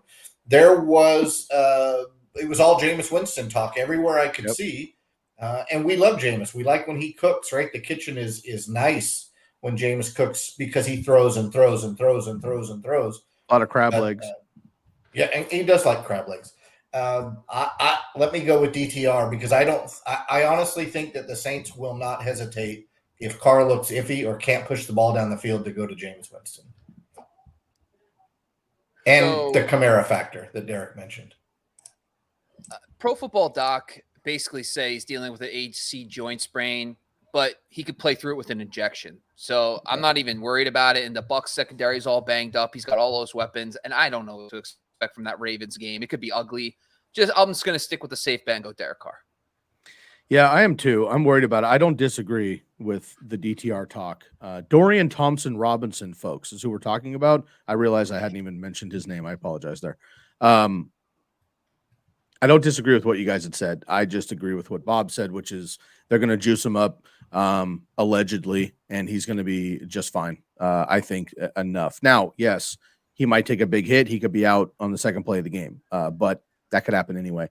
So I'm going to stick with it. I think that the Ravens and Browns game is going to be ugly. I don't expect a lot of points in general in that game, where the Saints and the Bucs, I think, do have a nice game there. So I'm going to stick with Derek Carr. All right, Maddie, Derek, and I are going to take a little halftime breather here. I'm going to go watch a little Ronnie Bell film, and I'll be back in about 10 minutes. Bob, I'm going to give you the big screen here. We'll be back in about 10. If anybody else has any of these injury questions you need to time in on, please do that now. Otherwise, we will get back to the rest of your questions. Beach, we see you in here. Gary, the Cove fella, Micah, Michael. We have a number of you in the chat, and we will get back to all of these as we come back. Please make sure to also go to Razzball NFL on Twitter. If you haven't subscribed already, give us a follow. Please do that anyway, because we drop in all of our knowledge and our links and things like that. But we have a number of polls up right now. We got about 5 or 6 polls, questions from listeners, questions from ourselves. You can help us make those decisions. Go to Razzball NFL right now on Twitter and catch those number of polls. Vote with us, and we'll give you those results here in just a little bit. Matt, myself, and Derek will be back in a few. Bob, the floor is yours. Yeah, folks, let's get into it. We got some key injuries. Biggest thing for us is we're going to talk a little bit about some of the main players. Obviously, you're talking about if I could just find my mouse, there we go. Some obvious ones like Deshaun Watson not playing today, the impact there. But we're also going to talk the key ones about offensive line and defensive impacted injuries. So let's get into it. All right. So first off, earlier games, Zay Jones out. We're obviously seeing the impact there. That's great. Colts are going to be down 2 starters on the offensive line today, and they also are dealing with an injury to Quentin Nelson. So there's 3 guys really banged up. I actually have Zach Moss as someone that is more of a flex play this week than his typical RB2, as he's been playing extremely well this season. So I wouldn't mind, fading Zach Moss if you need to. Ronnie Stanley is out today for the Baltimore Ravens. Really like that Cleveland defense, especially with Beckham and Bateman also out today. That game with Deshaun Watson now also out could mean a low-scoring affair. So I do like the Cleveland Browns in that matchup. Marlon Humphrey is out on the back end for the Baltimore Ravens. Amari Cooper's a risky start. With the rookie starting, we have zero idea how well that passing attack's going to look today. So Amari Cooper may be a flex at best, but if you could fade him, I recommend doing that. The Ravens, of course, are also down 2 pass rushers. So their defense is extremely banged up. The Ravens passed the 6 score. So that's Sports Injury Central. Go check them out on sicscore.com. The average defense is about in the low 90s, high 80s. They're at 47.2 for their defensive score. So maybe the rookie could be a fun DFS dart throw play this week, the rookie quarterback for the Browns. But starting him in redraft is risky, but maybe get him in your lineups for DFS as a cheap option there. Xavier Woods, stud safety for the Carolina Panthers, is out today. That is big news because the Panthers is pretty banged up this week. So the Panthers are playing against the Minnesota Vikings. So that should be good news for TJ Hawkinson. I really like him as a DFS play this week. Irv Smith out once again. Irv Smith is banged up, not going to be playing today. So that means that the Tennessee Titans matchup is very good for those guys. I love Jamar Chase and T. Higgins this week. Get them in your lineups. And even Tyler Boyd gets a slight bump because Irv Smith being out. Traylon Burks also out today as well in that same matchup. Chigga Kongwu is one of my favorite tight end streamers of the week, going up against a very vulnerable Cincinnati Bengals defense. If the Bengals offense gets right against Tennessee, you should expect the Titans to throw the football. That could be big things for Chigga Kongwu. Jamel Dean, cornerback for the Tampa Bay Buccaneers, is out today. We just talked about Derek Carr. His shoulder injection should not be a big deal. They should be able to play through that. So that matchup, along with Charlton Davis, who's coming back from injuries, also banged up, that is big-time news for those outside receivers like Chris Olave, etc. So I do like Derek Carr as a streamer if you need to play him in that matchup. Got Paulson Adebo, outside cornerback for the New Orleans Saints, is out today. They're also going to be down 2 safeties as well for the New Orleans Saints. So that back end for the Saints is also banged up. That is good news for the other guys, Kata and Chris Godwin, especially if Mike Evans is limited by Marshawn Lattimore. I really do like Chris Godwin this week as a streamer option. I have him in a DFS lineup as well. I do like that as an option. Jordan Poyer's stud safety is out today for the Buffalo Bills. That could be obviously big things on the back end, especially going up against Tyreek Hill. Could it be another blow-up week for them? Possibly there as well. A couple 6-score updates. Broncos pass D and the Bears pass D. This is kind of why we're talking a lot about Justin Fields and Russell Wilson today. I actually have them in my 2 DFS quarterbacks today. Those defenses in the back end are extremely banged up, so I do think that you could start Fields, start Russell Wilson. I really like Cortland Sutton and Jerry Jeudy in this matchup. DJ Moore should be shadowed potentially by Surtain, but if you still need a wide receiver 3, DJ Moore should be fine. Quez Watkins is out, the slot cornerback. Olamide Zaccheaus last week got some touchdowns. Obviously, if you're looking for a deeper name, there's Olamide Zaccheaus stepped in last week, but you're probably just going to play the Smith and A.J. Brown duo. Already talked about Irv Smith. Jonathan Mingo is a healthy scratch today. He's out for the Carolina Panthers. That just means that DJ Chark and Terrace Marshall have an elite matchup against that Minnesota secondary. I think an Adam Thielen revenge game is the most likely thing that's going to happen today in that matchup. But DJ Chark is a very interesting DFS dart throw, wide receiver 3 in that plus matchup against Minnesota Vikings. The Texans are really banged up on the offensive line. Last week they were too, but they played a weak Jacksonville Jaguars pass rush. This week they got the Pittsburgh Steelers. The Steelers are an interesting DFS defense today, especially with their elite pass rush against a really banged offensive line. Might give you some pause playing some of those players in this matchup. Austin Eckler is out. The Joshua Kelly 3P. Is this the week he finally goes off? Your guess is good as ours, but his matchup is extremely elite against that Raiders front. So with Eckler out, Kelly, if you've been struggling at RB2, might as well just give it another shot at this point. Chargers pasty, 6-score, 60. Really banged up on the back end for the Chargers. Now, of course, they're going up against Aiden O'Connell with Jimmy G out today. But Aiden O'Connell's another name to monitor if you're looking for a DFS cheap play. Maybe Aiden O'Connell is a player you start over the Cleveland Browns quarterback because you know that the Chargers are going to put up points this week. Nate Hobbs, slot cornerback, is out. Keenan Allen probably should be in your DFS lineups this week. I mean, obviously the matchup is already good against that Raiders secondary, but Nate Hobbs, the slot corner, their best corner, is out too. Keenan Allen could be in for a monster day in this one. Juwan Jennings, the third receiver for the 49ers, is out today. Debo's dealing with injuries. Brian Ayuk is dealing with some injuries. Look for George Kittle to potentially have a nice day against the Arizona Cardinals secondary in that matchup as well. Look for CMC to get in your DFS lineups because he could see more work with Elijah Mitchell out today. If you're looking for a Jordan Mason is the deeper name to play here. You could see a game where the 49ers dominate the Cardinals and Jordan Mason gets some touches. So if you're struggling at RB2, maybe you could get Jordan Mason into your lineups with Elijah Mitchell out. Tyron Smith out, the left tackle, stud left tackle for the Dallas Cowboys. That's tough against a Patriots defense. You know it's going to bring the heat, so that'll be interesting. Nick Bolton, the stud middle linebacker for the Chiefs, is out today. Breece Hall is an underrated play in this matchup. I think the Chiefs' run defense is where they're most vulnerable, and with their best run stuffing linebacker out, look for Breece Hall to have a nice day maybe against the Chiefs. Andrew Thomas, left tackle, is out against the Seattle Seahawks on Monday night, but I do expect Daniel Jones and company to bounce back. That should be a fun game on Monday night. I am not fading the Giants pass game. Let's talk about some of the players that are in. Anthony Richardson in. Honestly, my biggest advice for everybody is go try to get Anthony Richardson. He's going to be the Justin Fields of this season. Absolutely dominant down the stretch. He's looked very good early on the season, so go acquire him if you can. Jalen Waddle in, Logan Thomas in. Foster Moreau is actually out today, so that is an update from earlier. Foster Moreau is out so that is good news for a guy like Juwan Johnson, potentially getting more snaps with Foster Moreau out. Justin Hill is back this week, so if you're looking at a Melvin Gordon type player, but Gus Edwards should be active today as well. Debo Samuel in, Miles Sanders in, but limited. Tyler Higbee is in, but limited. I would recommend looking at a different tight end if you can because he's dealing with an Achilles injury. Marquise Brown is also in. Couple additional outs from later this morning. Deshaun Watson, of course, we discussed, is out. Devonta Foreman, healthy scratch, out today as well. Roshan Johnson and Khalil Herbert will be the 1-2 punch. Calling my shot, I think Khalil Herbert will be a solid top 24 running back this week. They're going to have to run the football against that Denver front seven that's very banged up, and we just saw what the Miami Dolphins did against them.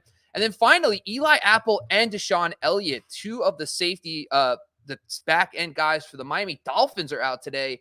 I think that puts Gabe Davis back into consideration for wide receiver 3, and this matchup could be fun. Some injuries on both sides of the ball for the Bills and Dolphins could make this game a high-scoring affair, so don't be shy about starting Gabe Davis along with Stephon Diggs with that back end really banged up. Now, gentlemen, that's the rundown for today's show. Kicking it back over to Skye Gawasco and the rest of the team, bringing them back in, folks. Take it away. Yeah. Let me lock this back up here. Bob, well done, my man. If you need to take a $5, feel free. Jump in there.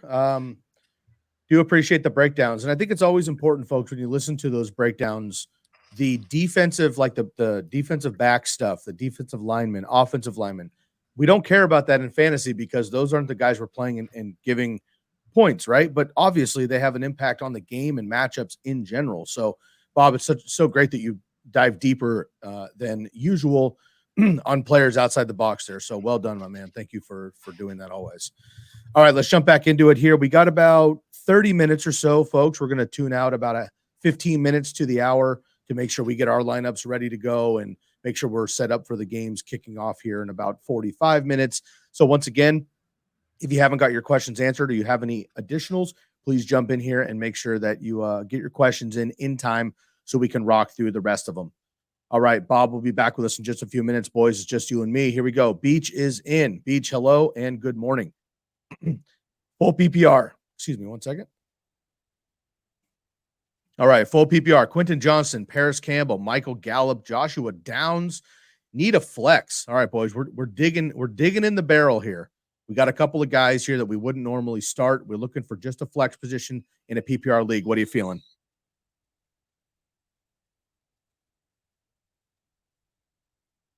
Eric, you're on mute. You're muted, buddy. Yep, I am. Thanks. Yeah, Joshua Downs for me. His workload is up. He had 7 targets in week 1 with a healthy Richardson. So I think him coming back, I think there's a connection in the making there. He doesn't have any TDs yet, but I see that's going to change probably pretty soon, maybe even today. So of these 4, I like Josh Downs. Yeah, I'm the same way. They don't really have a tight end option that's consistent. They've got Michael Pittman Jr., Zach Moss. I like Downs over the others as well. I'll take Downs too, but not going to be surprised if Quentin Johnston catches 4 balls for 120 yards and 2 touchdowns today. He is the direct Mike Williams replacement. Joshua Palmer, who we haven't even talked about somehow 2 hours into the show, is a popular waiver pickup, and he will be that clear number 2 behind Keenan Allen. But Quentin Johnston is a number 1 pick. They love him also throughout camp. I just think maybe it's a bit premature for him potentially. So I'm going to stick with Joshua Downs as well. Bob, if you'd like really quick, man, we'll spring one on you here. We got your boy Paris Campbell, Quentin Johnston, Michael Gallup, and Joshua Downs. We need a flex. This is full PPR. Campbell's got the number 1 slot matchup on the week against Seattle. And then Downs, sorry, let me just pull up Downs. This is Indianapolis has the Rams. Give me Downs. Josh Downs. Ooh, is that a 4-pack, boys? It's a quad, yeah. Look at that. I think it's our second 4-pack of the day. I like that. All right. I'm proud of myself for not automatically going Quentin Johnston. Did anyone else notice that? I just want to make sure people realize I'm not always a homer. I'm just a to homer that point, though, because all my Skye, teams are really if good. you're out there That's and you're good. thinking about a DFS lineup, take your advice. He's gonna be cheap. He's gonna be the cheap. triple stack of Justin Herbert, Joshua Palmer, and Quentin Johnston today is automatic.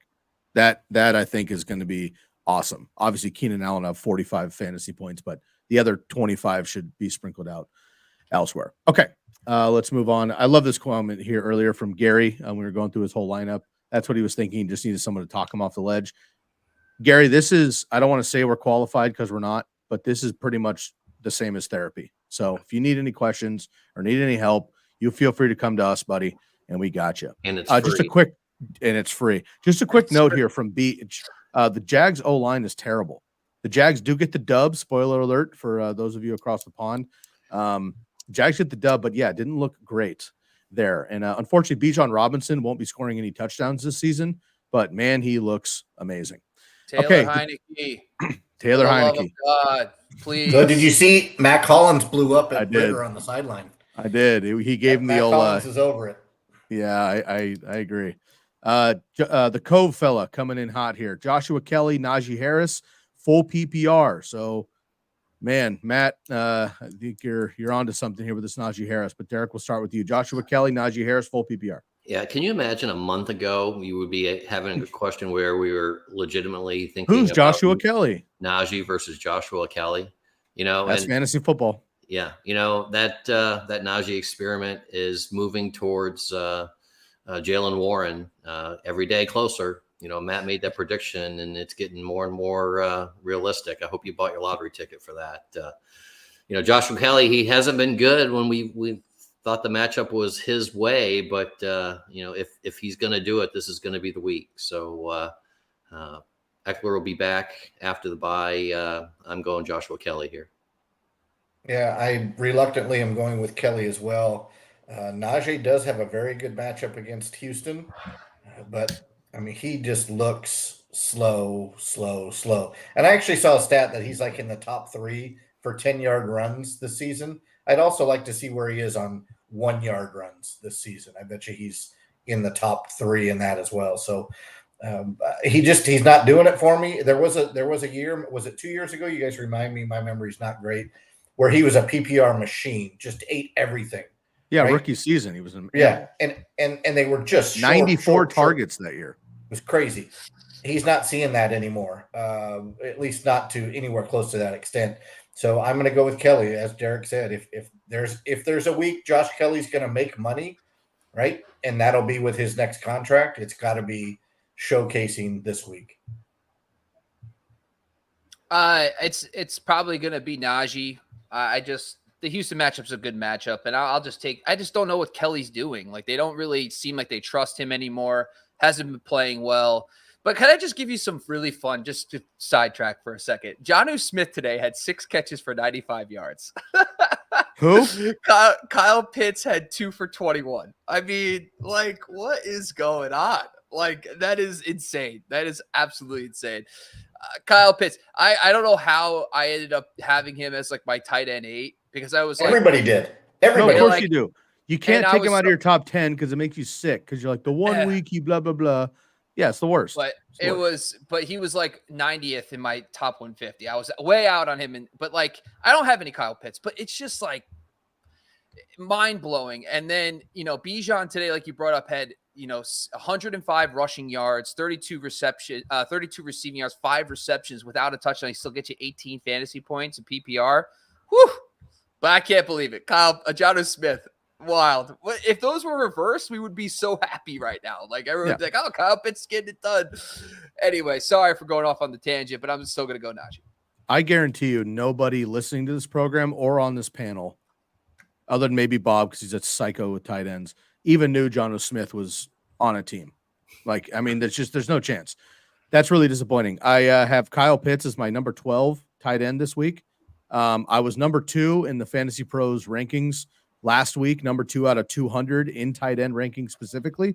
So I'll pat myself on the back for that. But here I am dropping Kyle Pitts like 6 past ECR, and I'm still not low enough because it's so absolutely dreadful, which is really sad there. So, yeah, I agree. I'm going to go Najee Harris on this one as well. I can't trust Joshua Kelly, and I think they're going to throw the ball all over the yard there. So I'll go with Najee, but it won't be pretty. Either one of these guys is going to have 15 touches, maybe fall in for the end zone. They probably have a pretty even day.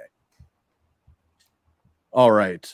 Gary, did we get to this one already? I don't think so. I think this is just a shout out. I think we just need to temper all those elevated expectations for Fields. Just thank you all again. I love all the articles and the top expertise. Most personality-driven writing in the game. Maybe I'll just read that one more time for the people in the back. Love all the articles on top of the expertise. Most personality-driven writing in the game. Folks, you can find all of our articles, including Matt's 84-pack, in the football.razzball.com for free. All of our articles are dropping each day. We kind of trickle them out. Of course, we have episodes coming up as well. Make sure to check us out. We appreciate the love, and drop a comment. It really does help us, and we like to be involved throughout the week. Okay, let's get into Michael. Michael jumping in for the first time. Good morning. And I think it's New York Yankees. I'm trying to test my vision there. For us baseball weirdos, it looks like a NY there behind home plate. I just want to check in on the avatar there. Team 1. All right, full PPR, 2 wide receivers. We need a flex and 2 wide receivers. AJ Brown, Olave, Judy, Moore, and Swift. Team 2, full PPR. We need 2 wide receivers, Pickens, Cooper, Moore. Thanks, guys. 1 team at a time. Derek, we'll start with you. 2 wide receivers and a flex, full PPR. Yeah, team 1, AJ Brown, Judy, and Swift as my flex. Ooh, fade Olave. Matt? You sure, Derek? Remember, quarterback, hurt shoulder. Yeah, I like Judy's upside better. All right, I'm going AJ Brown, Olave, and Swift, and I'll even go into the second team, and I'm going to sit DJ Moore. Before I go, Bob, you need a second? You need a second? I'll go first. no, this is my thing. Everyone's pretty excited about Swift, but like the Washington Commanders, like the one thing they do is hold down running backs. So like, why is it? I'm seeing it everywhere. Like everybody's on Swift, and I'm like, I was gonna bench him in a couple leagues, and I'm like, I guess maybe I'm not seeing something here. But the Commanders' run defense isn't. So I guess, guys, what's your thoughts? I mean, like I'm curious. Is it just that elite offensive line? But that defensive line for the Commanders is elite. So you don't think it's going to be – if you look at Miles Sanders last year, he went like 20 carries for 50 yards in both games. So I'm just curious. What do you guys know that I don't? I want to know. Because I have Swift everywhere. So yeah, but DeAndre Swift – and this is just me. You guys know my vibe. DeAndre Swift is much better than Miles Sanders, straight up. Okay. It's just as a running back. So comparing those two, because Miles Sanders was a running back last year, I don't think is fair necessarily. I would bank on Philly getting an early lead, Sam Howell not being able to keep up because of the defensive line and the pass rush and all that kind of stuff, and then Swift taking us out. However, let's not forget about my boy Kenny Gainwell, who didn't have a big stat line last week, but did come in third quarter plus into the fourth quarter, drain the clock, and DeAndre Swift managers were like, WTF, we could take all those garbage points as well. So we've had one game with both of them. We had one game with Gainwell, he blew up. One game with Swift, he blew up. So I don't really know what to do. So to be honest with you, I'll go into this. I'm going to go AJ Brown and Olave. They're automatic for me. And then my flex is actually going to be Judy. So I'm fading more anyway. And I'm going to fade Swift. Great player. I just don't know what Philly's going to do there. And then I guess we'll jump the gun here. And number 2, wide receiver, I'm going to go. This one's really tough. I'm actually going to go with Pickens and Cooper because I think the rookie's going to be told one thing. When you throw the ball, throw it to number 2. So that'll be Pickens and Cooper. I'm going to fade DJ Moore in both of these. Derek, I don't think you, because you actually follow the rules, which I appreciate. I don't think you got into team 2. Go ahead. I didn't, but no, I'm actually going to go Pickens and Moore. I like DJ today. You know, I'll just leave it at that. I like DJ. I'm skeptical. You know, we talked about the rookie quarterback before, and I agree with your take. You know, if he's going to put it up, he's going to look Cooper's way. But no, I'm going Moore. Moore's a talent. He just needs to be focused on a little bit more, and he needs to get some love, and he can certainly do it today. Agreed. Bob, do you want to come back to team 2? Oh yeah, go ahead, Matt. I was going to kind of address Bob's his conundrum as per Swift. He is the boss, so I'll answer his question. Bob, I don't know what these other 2 are thinking, but I'm still man of the people for that Christmas bonus. Happy to kiss a little bit of boss ass. So here's the deal. I think the average fantasy football owner is subjected to and believes in their own recency bias. Yep. They also realize that big name value is what it is. Well, they don't understand that big name value is sometimes part of that bias. And then they also read articles and pontifications that are not necessarily analytically driven like the stuff that Razzball provides, right? You provide a running statistic that is called what? Adjusted line. What is it called? Adjusted line yards. Line yards. That is probably the most important thing when trying to decide between 2 running backs. If you have Christian McCaffrey, he starts every week regardless of who you're playing. That's easy. But if you have Miles Sanders versus DeAndre Swift versus, Tyler Algier, then you go to that adjusted line yard metric, and you determine who is the right player based on statistics. Now, we're only 3 weeks in, so some of that stuff is a little bit skewed. But in addressing your question, that's why I think that you're hearing a lot about Swift. People still remember Thursday Night Football where Swift went bananas. And I'm part of that, right? I want to see that happen again, so I lean towards Swift. The other thing is I'm not starting DJ Moore until I see Fields do what Fields is supposed to do, or like Gary said, where his elevated expectation is. So that's why I fade DJ Moore. I faded him all offseason because I hate Fields. But that's why I'm staying away from Moore and starting Swift. Swift is the better running back right now than DJ Moore is at wide receiver right now, based purely on that quarterback play. All right. I'm cool with the AJ Brown, Olave, and Swift. I think the DJ Moore thing is more of a hedge. Tough, good matchup against the Broncos out wide, but he might get Patrick Surtain, so we understand that. I think for second question, I'm not interested in the Cooper thing. I don't know what the hell to expect with that quarterback situation.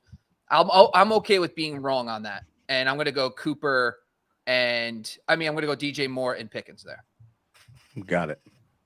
All right, let's move on here. Again, folks, we got about 15 more minutes. I see some last-minute questions coming in here, so please make sure to drop those and let us know right away so we can get those done in about 15 minutes. Appreciate everyone tuning in. All right, let's go here with Garrett Wilson, Elijah Moore, Isaiah Pacheco. We're looking at a flex and a PPR. Derek?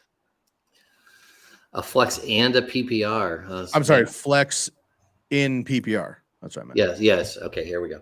Yeah, so I've been living on an island all show. I'm going to stay there, and this actually makes me even dirty to say it. But Garrett Wilson, I think I'm going to take a shot. Garrett Wilson, there's talent there. The Jets got to figure this out. They got to figure it out. If they can give him any protection whatsoever against the Chiefs pass rush, he's going to link up with Wilson at some, for 5 for 60, that gives me double digit points. Elijah Moore, we just don't know what's going to be there. And Pacheco, I like that matchup for him as well. But, he's just, it's a timeshare there. And I think actually McKinnon might be in a better spot. So just process of elimination, I'm going to go with Garrett Wilson. If Watson was playing, it'd be Elijah Moore for me. But unfortunately, he's not. So I'm going to go Pacheco. Yeah, this is tough. I don't want to go Garrett Wilson. Oh man, this is hard. Bob, really quick. We talk a lot about over the years. We've talked a lot about continuity, blah, blah, blah. Number ones. Number twos practicing with each other. Is there any reason to think that Dorian Thompson-Robinson might hyper target Elijah Moore instead because maybe they get more work in practice? Elijah Moore. We see it all the time. I just want to bring it up. I think he played with the ones most of the offseason. Elijah Moore. All you heard off season was Elijah Moore's killing it with Deshaun Watson. So I don't know, but you're not wrong. I just don't know what to expect from a rookie. If I knew what this kid could do, I don't know. So, and the Ravens they're banged up in the secondary, but they always figure out a way to make it ugly and they keep it low scoring and especially they never really get to crazy shootouts. So I don't know. I'm just going to go with the gut on that one and fade it. Okay. Yeah. I think the Chiefs run the Jets today, even in Jersey. Isaiah Pacheco has the 5th most red zone touches among running backs. Somehow he only has 1 touchdown to show for that. That should be moving the other direction there. So I think Isaiah Pacheco by a nose, only because I just don't trust Zach Wilson. Obviously, this has nothing to do with Garrett Wilson. All right, Micah, half PPR. Pick one: Amari Cooper, Joshua Kelly, Devon Achane. Thanks, guys. Derek? Yeah, I'm not chasing last week's points for Achane. Let me just make that clear. But, of the 3, I think he provides the biggest ceiling today. So I will go Achane. Maddie? Did you say you're going Achane? Yes, Achane. Achane. As I was corrected earlier this week. Yes, Achane. Right. And I'm not chasing last week's points. That's just crazy. But half PPR, he will get some touches. Like you said, he may fall into the end zone. The Bills are no joke, but I think he provides the best upside of these 3. Yeah, I still think it's Achane based on watching him play at Texas A&M and what the announcers there said. But I digress. I'm going to go Amari Cooper. He's going to be fed the ball, and I'll take Cooper for probably 1 long touchdown. I think Buffalo is going to embrace the Bill Belichick defense this week, and they're going to attempt to take away the one guy that really went bananas, and they believe that they can put the wraps on Mostert being a little bit older. So I don't know what you do with Miami at this point. New England basically got rid of Tyreek Hill. What did he have? 5 for 41, I think. And that's how you compete against Miami right now. But I'm not chasing the points, just like Derek said. So I'm going to pivot away and go with Cooper. I don't love it, but that's what I'm going to do. A chain. Chain for me. Yeah, same. It doesn't matter. Like if you go to stop the run game, Waddle's back and Tua goes nuts. If you go to stop the passing game, we saw last week 200 yards for a rookie in his first NFL game, essentially with 4 touchdowns. And my boy Heem had 4 touchdowns also. So obviously that probably won't happen again, but pretty extreme there. So I agree. All right, Beach is in here. Is it time to sell Travis Etienne? Just based on, this morning's game, I think you're going to hold on Travis. Well, it's hard to find a running back that's getting enough work. And I know because Derek is monitoring my guillotine league, I'm sure, but I'm still stuck in running back purgatory with Khalil Herbert and Tank Bigsby as my running backs because I'm stacked everywhere else. This is how it goes in those leagues. But 1 point, 3 carries for 10 yards for Tank Bigsby. So this offseason hype of Tank Bigsby coming in and supplanting and being this and this just hasn't happened. So ETN hasn't gone nuts, but he's had 2 solid weeks and 2 kind of duds. So you're just going to hold tight on Travis Etienne. Does anyone disagree? Not we'll move No, on. and I would go a step further and say if you don't have him, you look to Trade for him. Yeah, exactly. I agree. I agree, actually. Okay. Skye, how Bob, long are we going to go? Do we have to rifle through? Do we have to go? Yes, we do. Okay. We're rifling right now. Bob's burner's up. Here we go. Good morning. What's up, Bobby? Full PPR. Need 2. Brian Robinson, Jacoby Myers, Zach Moss. Just names. Minimal analysis. Let's crush. Derek, go ahead. Well, I guess only Bobby answers the James Gannon questions, right? Because we don't even get a good morning. Awkward. All right. Yeah. Moss and B-Rob for me. I'm good with that as well. Same. Although I like Jacoby Myers as well. Micah back. Half PPR. Have a flex position. Najee Harris worth a flex this week? Kind of a generic question, Micah. I think we talked about your question earlier. If you have other options, I think we'd all like to go that direction, correct? Correct. All right. Otherwise, just a volume play. K&D, start Javonte, Sanders, and Ford. Looking to jump in on some other questions. Appreciate that. Here we go. Finally, Mike Florio in the business. All right. Joshua Palmer or DJ Moore PPR. Somehow we're 2 hours into the show. First Joshua Palmer question, which really surprises me. Derek? Yeah. Again, I'm planting my flag on that island. DJ Moore for me today. Josh Palmer, and if Mike F is still on, we still are waiting to determine what the F stands for. So I'll go Palmer, but I withhold any more answers until I find out what the F is for. So I hate everything today. God damn. All right. Bob, stay focused. 10 more minutes. No, with us, Bob. Stay focused. Josh Palmer. Josh Palmer. Stay focused, Yeah. Mr. Gannon. Josh Palmer for me. Josh Palmer for me as well. I like it. And 3 weeks, by the way, of me calling him Mike Florio, and he hasn't denied it. I'm just throwing that out there. All right. Tell Sims we say hello. All right. Garrett wants to know James Conner, Kyron Williams, full PPR, and Seahawks defense or Patriots. DST, running back, PPR. Derek? Kyron and the Patriots. Connor and the Patriots. Volume. Skye, go ahead. Looking at my rankings really quick. Patriots are at Dallas. That's a hashtag no thanks. So I'm going to go with Seattle DST against the Giants, and I will go with Kyron Williams. Skye is incorrect. Okay. I'm going to go. Man, I can't. Why can't I find LA? This is weird. Oh, there we go. James Conner and the Patriots. LA. Shouts out to my boy Nelly. All right, Maverick. Which one do I bench? Jacobs, Olave, CD, Kyron Williams, full PPR. Derek? Bench Jacobs.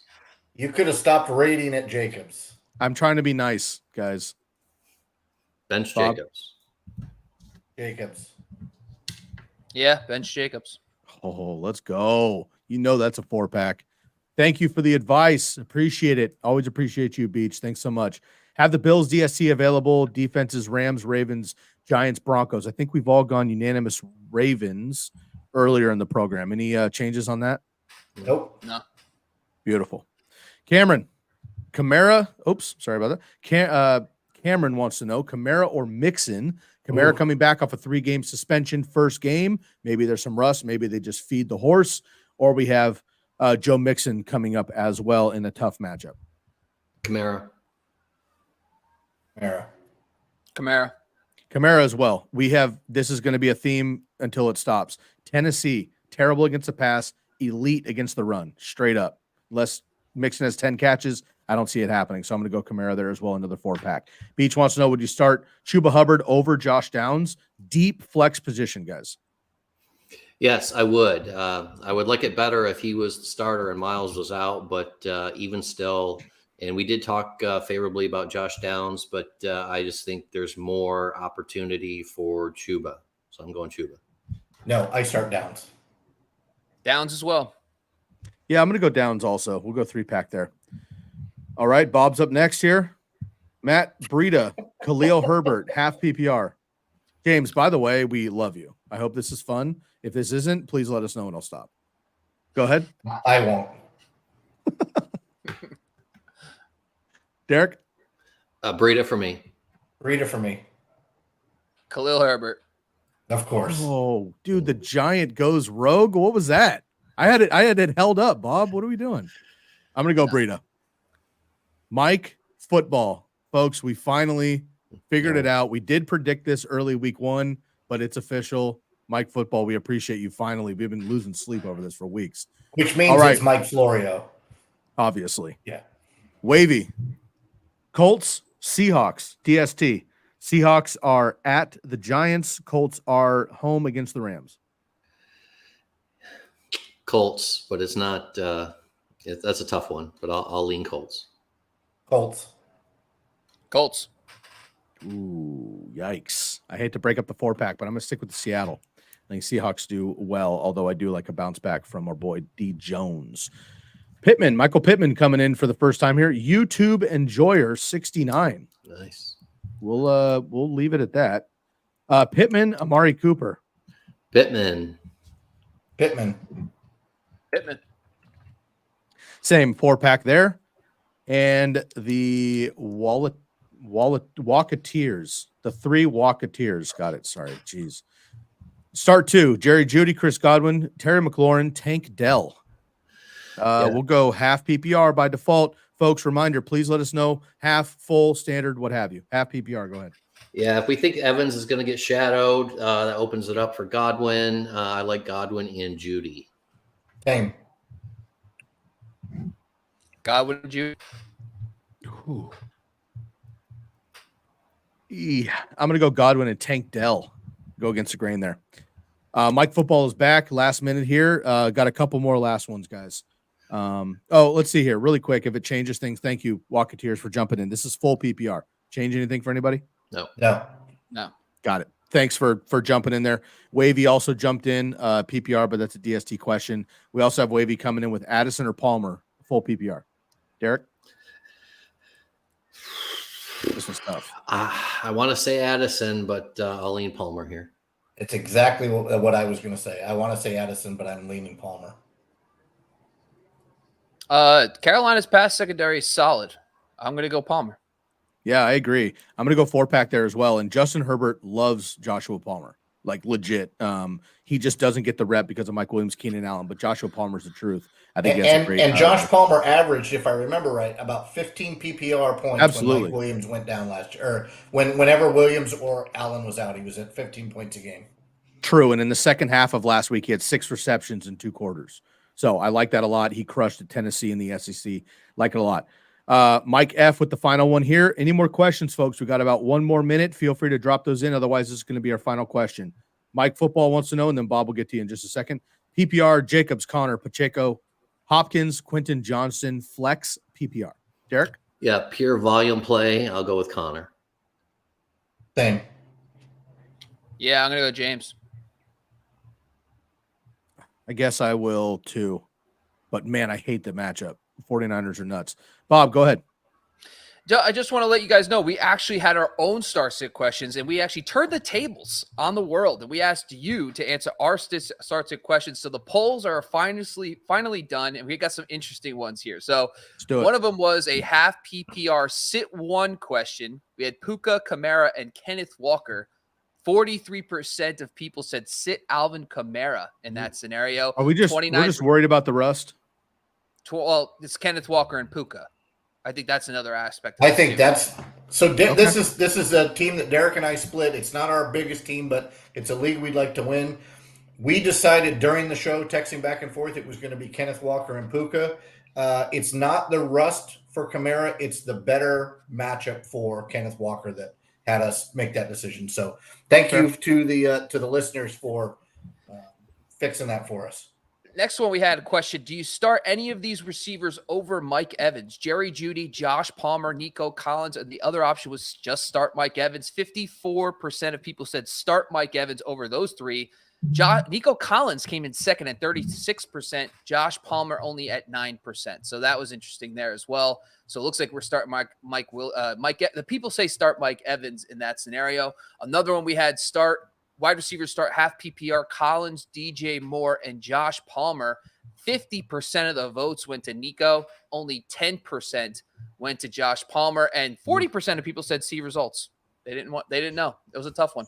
The last one we had here is start 2 half PPR, Stevenson, Swift, and James Cook. 45% of people said Swift and James Cook. Do you guys agree? Would you sit Stevenson for Swift and James Cook this week? James Cook, I'll play. I'm always playing James Cook and Stevenson. Same. So you're sitting Swift. You're both sitting Swift. Interesting. I don't love it. Kenny Gainwell, man. Three great running backs. Well, not great, but 3 really good fantasy running backs. I just have more confidence in the other 2 to get the most volume. The last one we had was Gerald Everett versus Logan Thomas, half PPR. Gerald Everett edged it out, 48.4% for Everett, 35% for Logan Thomas, and 16 people were undecided, so they said see results. So there you go. Gerald Everett slightly ahead of Logan Thomas from the people. There you go. Back to you, Skye. I like that. We got a couple more last minutes. Let's knock them out. Beach is back. Burrow, Russ Wilson. Derek? Burrow. They're dialing it in. You beat the Titans with your arm. I'll go Burrow. Burrow. Ooh. Yeah, Burrow's probably the way to go. Burrow is the way to go. We're going to do that. Wavy wants to know, too. Standard League, gentlemen. Standard League. James Conner, Jerome Ford, and Tony Pollard. Oh, wow. This is a trade question. Sorry, guys. Pollard and Ford or Pollard? This doesn't make sense. Connor and Ford for Connor, James Conner and Ford for Pollard. Let's go with for Pollard. No, it's Pollard. or. That makes sense. I'm going Pollard and CMC. Yeah, me too. Yeah, I'm not sure where we're going there, but okay. Sorry if I misunderstood. My assumption is trade those 2 guys for one of those players. So my thing is you trade James Conner and Ford to acquire Tony Pollard and or CMC, which I don't think is a realistic trade anyway. But yeah, that's how I took it. Okay, great stuff, fellas. Pollard owners and CMC owners do not trade either one of those players. No, definitely not. Best of luck. Appreciate you. Michael, best of luck to you. Everybody that tuned in, thank you so much. Bob, I'll let you run us out, but we are here every single Sunday morning, 2 hours before kickoff. We're also available every single day on the Razzball Fantasy Football YouTube show right here. Make sure to subscribe, hit the bell, leave your comments below. Also, please take the time to read through our articles for free on football.razzball.com, all of our articles, and leave comments. As you heard, Matt is up to 80-plus comments. He's replied to every single one of them. All of us do. Make sure to do that so we can catch you during the week so that we don't miss your question heading into Thursday Night Football and or anything earlier. Appreciate everybody jumping in here. Beach, we appreciate you as well. Thank you. One last question just because I love you. Here we go. Madison, Mixon, Addison, half PPR to flex. Half PPR, Madison, Mixon, Addison. Derek? Madison for me. Madison as well. We'll end on a 4-pack. Appreciate you guys. Bob, run us out. That's it, folks. I mean, Skye did basically the great job closing out the show. Appreciate all our co-hosts today. Make sure you go follow them across the board. On Twitter, you see their Twitter handles on the screen. I don't have the time to even tell you all of them, so just go follow these guys. They're fantastic. Go to razzball.com. We have great articles all season long. We got everything you need. Make sure you subscribe to the Razzball Fantasy YouTube channel, IG, TikTok. We have it all. Jump over to each one of our platforms. Ask your questions, but make sure you join us every Sunday live, folks. We're having a great time. We also have premium subscriptions. If you need a great way to see snap counts, target counts, all those things, go check out our premium subscriptions on razzball.com. But once again, I'm your host, Bobby Marco. I want to thank you for all joining us again. We are out of here, folks.